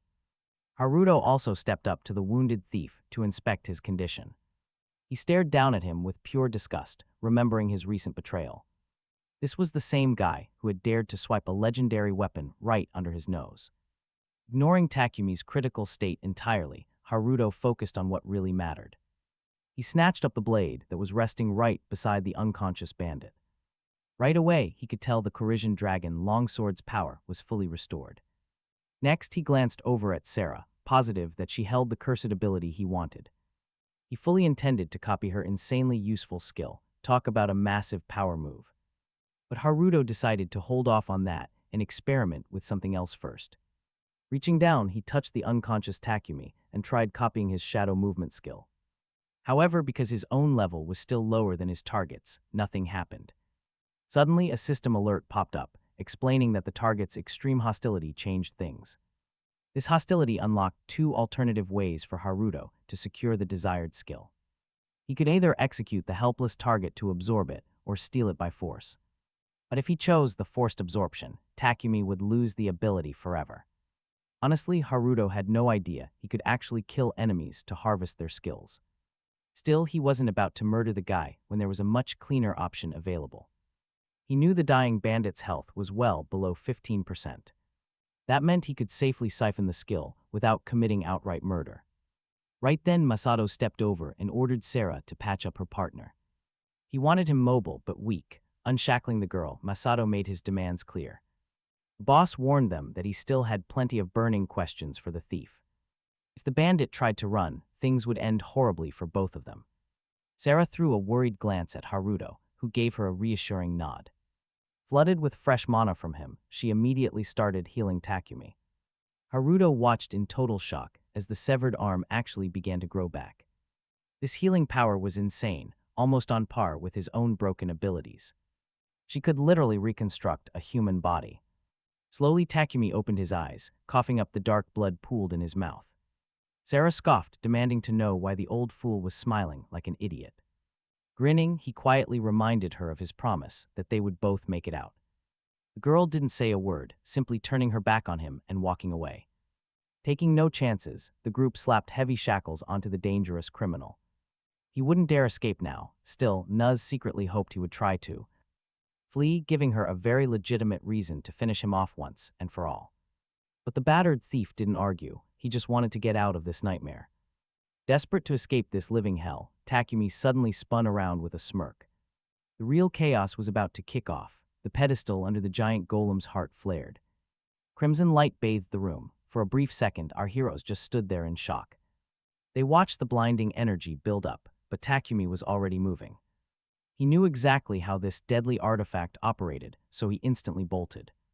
Nanai's cursed the coward for running without warning. She had no time.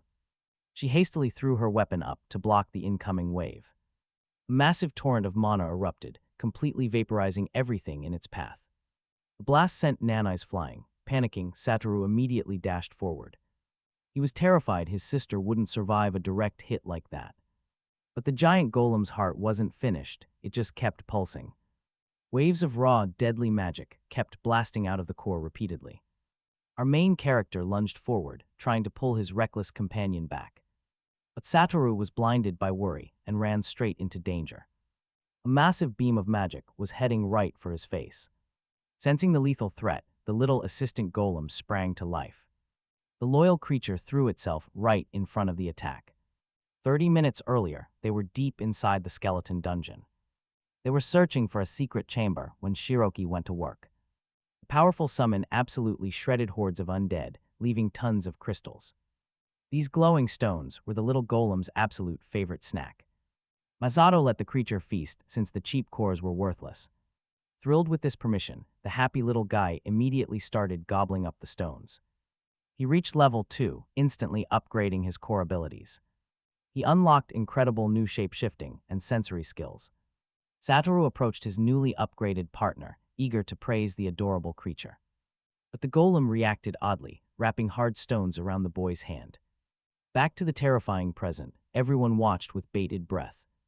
Satoru managed to shield his sister. The little golem quickly morphed into a heavy suit of stone armor. Our main character stared in absolute disbelief when he saw the handler merge like that. He had no clue the little hand monster had evolved just minutes ago.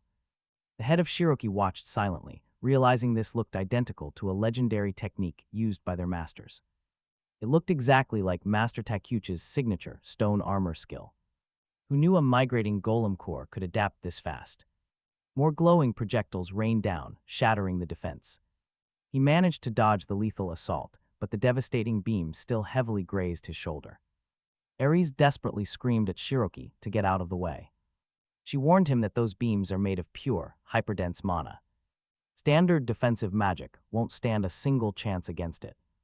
But Nanai's realized they could still deflect the beams physically. With the mystery solved, the girl felt absolutely no fear. She quickly unleashed her powerful witch's blade technique, ready to face the massive attack. She cleanly parried the incoming blast with a loud ring. Our main character realized Nanai's was absolutely right about the dense energy. They could actually block the beams using physical weapons, but can they hold?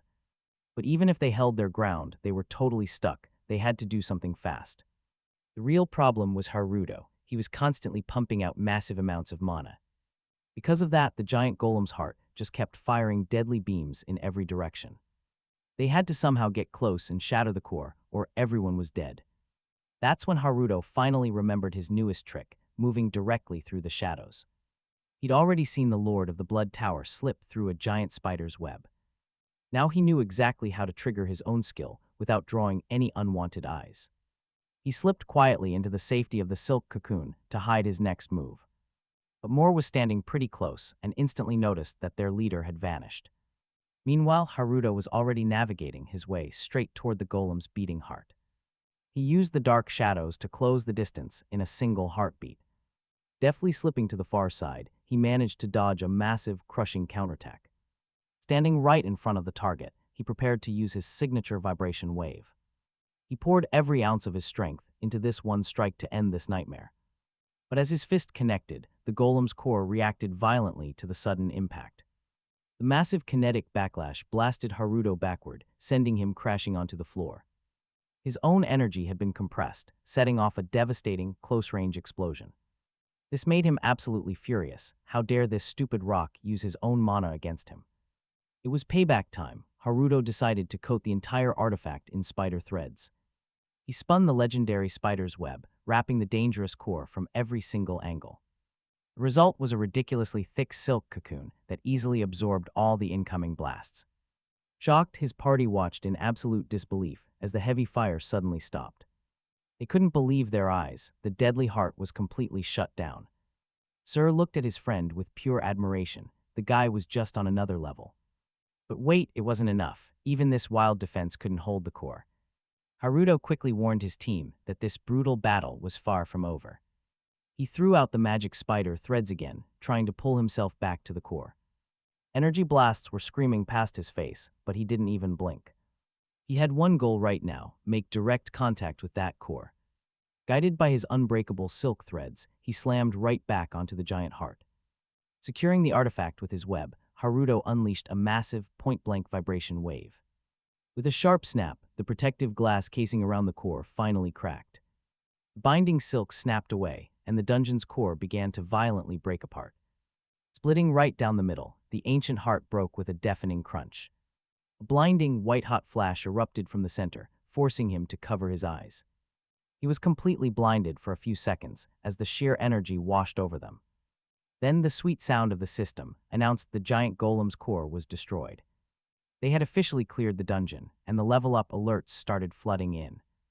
Along with the massive experience boost, he received the core itself as a reward. This thing could generate and absorb limitless mana, completely breaking the usual rules. Haruto was actually a bit let down since he didn't really need a mana generator. Still, he decided to copy the item just in case it came in handy later. To his surprise, doing this upgraded his copy skill to a fully passive state. Suddenly, Satoru rushed over, beaming because he always knew his senior would win. The rest of the squad quickly followed behind him with massive smiles. Others approached him to discuss what happened, and Chief Masato noted they had somehow managed to stop the giant golem's heart, warmly praising Haruto for his work. Deep down, the young man genuinely believed he defeated their enemy alone. Nanais quickly interjected, demanding her colleague praise her properly instead of holding back. Otherwise, it just sounded way too petty. After a moment, Chief Masato cleared his throat, telling Haruto they needed to have a serious talk soon. Haruto immediately agreed, saying he had no issue with that at all. He would gladly sell the giant golem's heart. The hunter never expected this. Nanais immediately tried to stop him, warning that making hasty moves now was a bad idea. They should discuss business after returning. The head of Shiroki was deeply annoyed by her sudden interference in his affairs. Still, she refused to stand back and let him operate on the sly. Finally, the exhausted team decided to take a much-needed break after that intense battle. Haruto then approached Ares to return a precious memento of her parents, sincerely apologizing for taking so long to return their sacred relic. Tears welled up. She whispered it was fine because Haruto kept his promise. In that quiet moment, Moore stepped up with a burning question for him. How did he use that exact same skill from the Blood Tower lava? Masato agreed, noting how Haruto magically crossed a massive distance in just a single instant. Caught completely off guard, Haruto scrambled to make up a lie. Claiming his giant spider web skill allowed him to swing across the area. With ease, Moore watched him closely, still not trusting this strange explanation. It sounded highly suspicious. Nanai stepped in, suggesting they discuss it all. Later, right now, they desperately needed to find a way to escape the dungeon and hand the intruders over to the association for questioning. Meanwhile, Takumi cornered Sarah, reminding her that it was time to repay him. For saving her life, he commanded her to reset the entire dungeon immediately. She stared in disbelief. Honestly, who would expect him to be so serious? This would be the absolute last time, but the Cold Blood Tower leader simply asked if she had found a new mana supplier yet, invoking their contract. He pointed directly to the heavy bracelet locked around her wrist, representing their unbreakable, eternal bond, backed by the sworn agreement of the Adam's ring. As long as this contract stood, she would never escape. Takumi, worse, her parents' lives were still completely held in his hands. With a terrifying, crazed look in his eyes, the bandit barked orders. She had to restore everything, since he just saved her at great cost. It was time to settle the score. He knew there was plenty of mana here to fuel her heavy skill. Ultimately, Sarah had no other choice, forcing her to start absorbing raw energy directly from the surrounding space. And just like that, Haruto immediately knew something was horribly wrong. Instantly realizing their plan, Sarah did not hesitate for another second. She activated her power, resetting the dungeon. Haruto screamed for everyone to run immediately, warning that the intruders were rolling the entire dungeon back. Ares panicked, knowing they could easily be thrown into some random, hostile dimension. The stakes were too high, forcing Haruto to act fast. He triggered Shadow Shift again, instantly closing the distance to get closer to Sarah and stop her, but the girl completely ignored him and continued rolling back the dungeon, forcing Haruto to struggle forward, pushing through the violent surge of mana. He desperately demanded to know why she did this. But Sarah stayed completely silent, only staring back with tear-filled eyes as her trembling gaze revealed deep sadness and fear. Even Haruto failed to stop her, pushing her to carry the rollback to the absolute limit. Still, Haruto managed to drag her out, disrupting the collapse. All around them, the entire dungeon crumbled in chaos, launching massive boulders high into the air. Ares quickly protected everyone with her shield so they wouldn't get hurt by the destruction happening around them. In the end, the entire team was literally blasted far away from the collapsing dungeon, and they all found themselves in an entirely different dimension. Her magic shield saved them all from a lethal freefall. They never would have survived. Stunned, though, hunters watched in shock as a bizarre rift split open the sky above them. Satoru panicked, suddenly realizing that Haruto had been left behind inside the collapsing dungeon. Nanai's, meanwhile, realized that they were actually floating in the sky above Tokyo, and Ares couldn't explain their sudden teleportation. At that exact moment, a familiar voice behind her broke her deep thoughts. It was her father, the powerful head of the Synod clan, who stood there. Shocked to see their team here, Sato was just as confused, struggling to understand how his colleague appeared, until the old man asked if they had successfully cleared the dungeon. Meanwhile, Makoto had already noticed that several members of their team were missing. The leader of Shiroki prepared to explain the wild adventure they had just survived, but got cut off. Nuz stared up at the massive rift, unable to stop thinking about Mr. Sano, who remained behind. Meanwhile, Takumi couldn't comprehend why the dungeon hadn't reset. Sarah, currently trembling with intense fear, explained that Haruto had interfered, stopping her from finishing the rollback. The man dismissed her worries, claiming it didn't really matter now, since the other hunters had vanished and their bindings were gone.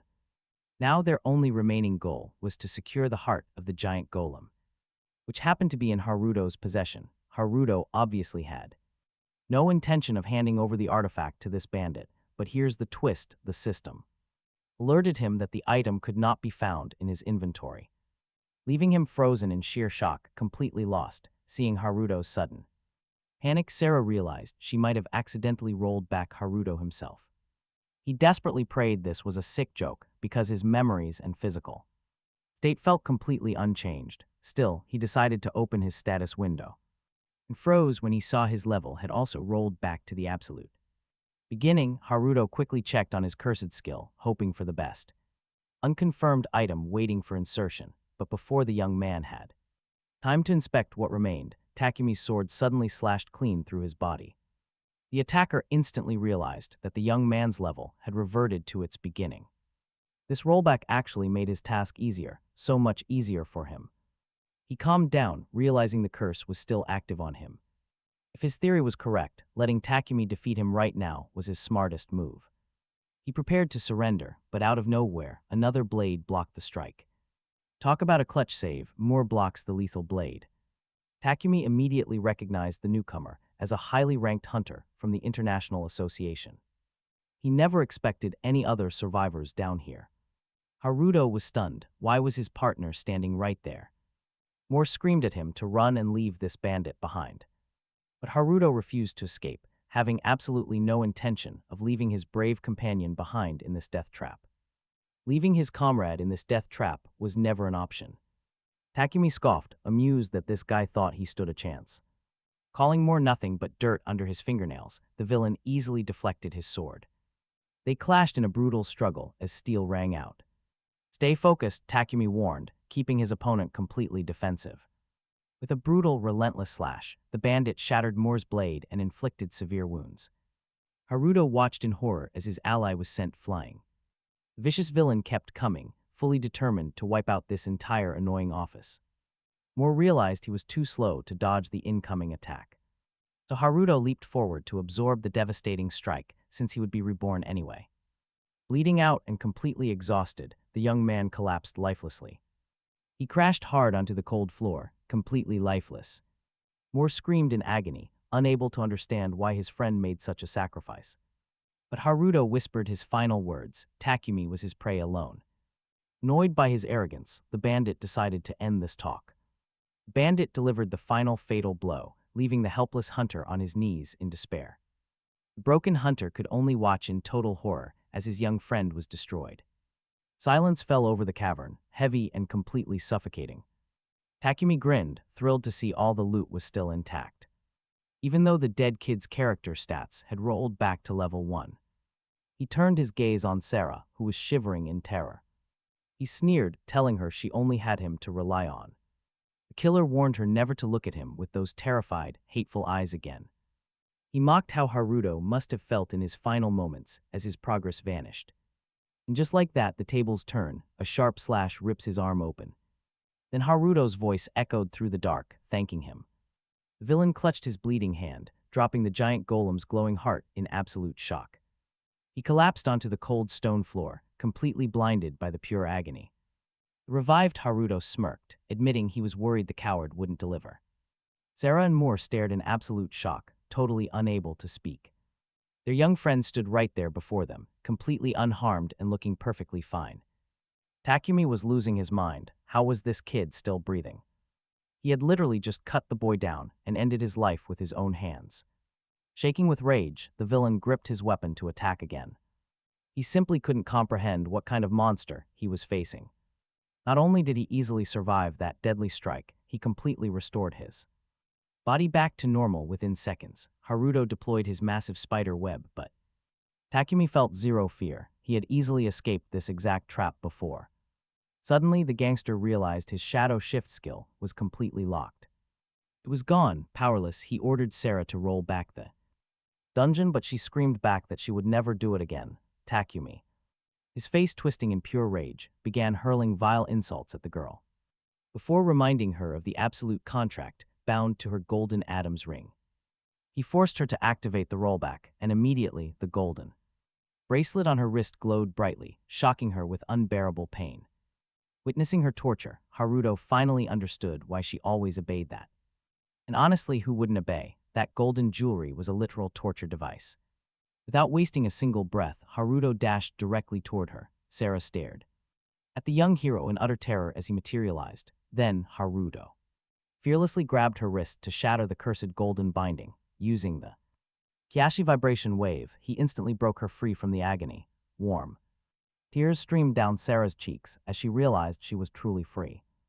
Takumi screamed hysterically at our hero, demanding that he stop right now or face a brutal death. With Sarah safe, Haruto turned his gaze toward Takumi, demonstrating that he had already completely mastered the art of shadow movement. The restrained gangster was entirely helpless against the swift attack. He could only watch in terror. Haruto did not bother with mercy and unleashed a relentless barrage of heavy blows to teach him a lesson.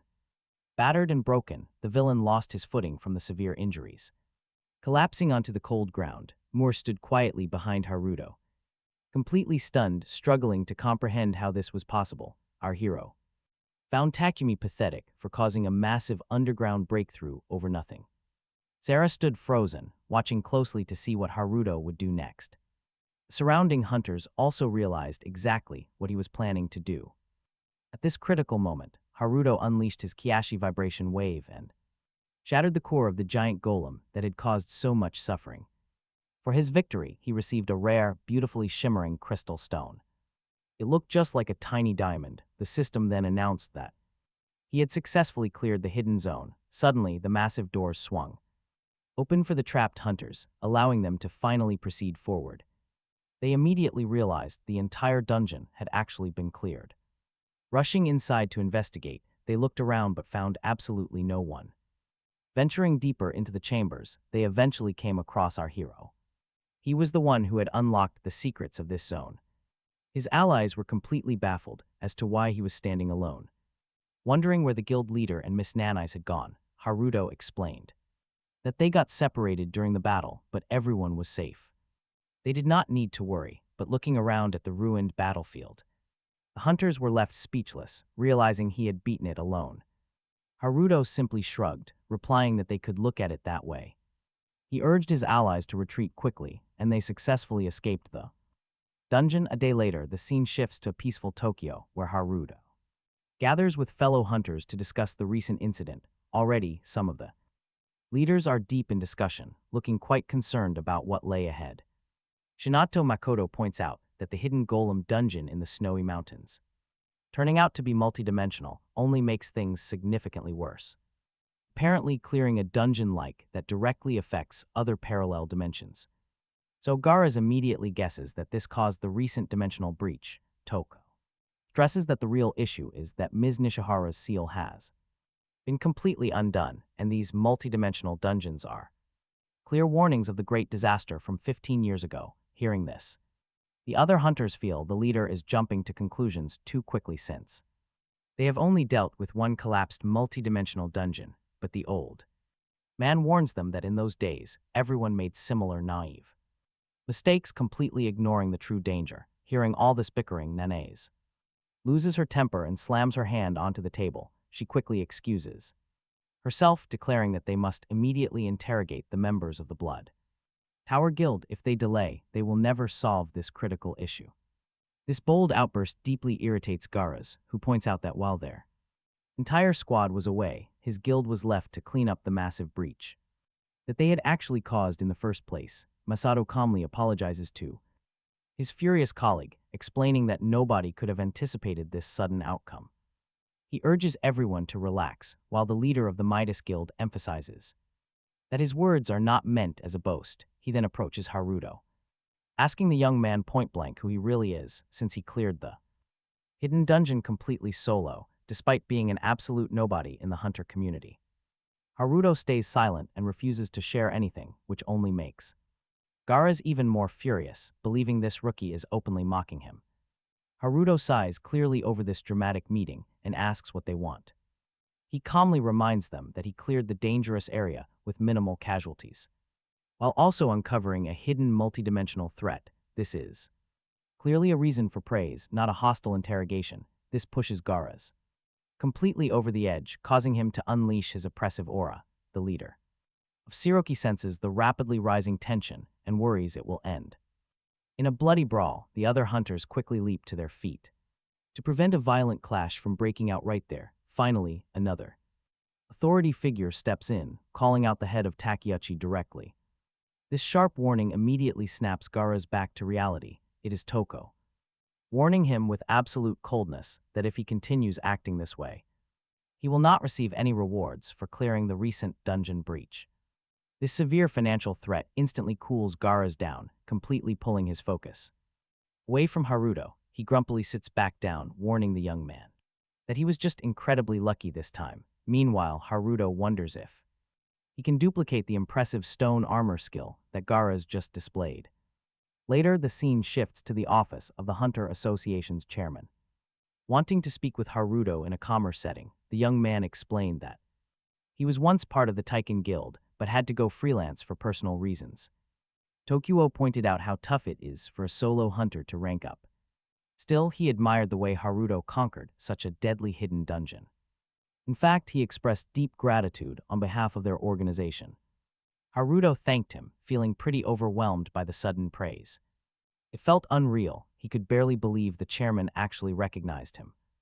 Meanwhile, the elderly chairman also extended his gratitude to the international representatives. He then asked about the upcoming plans for their association delegates. Aries intended to head back to headquarters to deliver her full report, but more planned to stay behind and resign from the association altogether. By nightfall, Haruto was finally able to return home for some well-deserved rest. After several chaotic days, he walked in only to find all his friends waiting.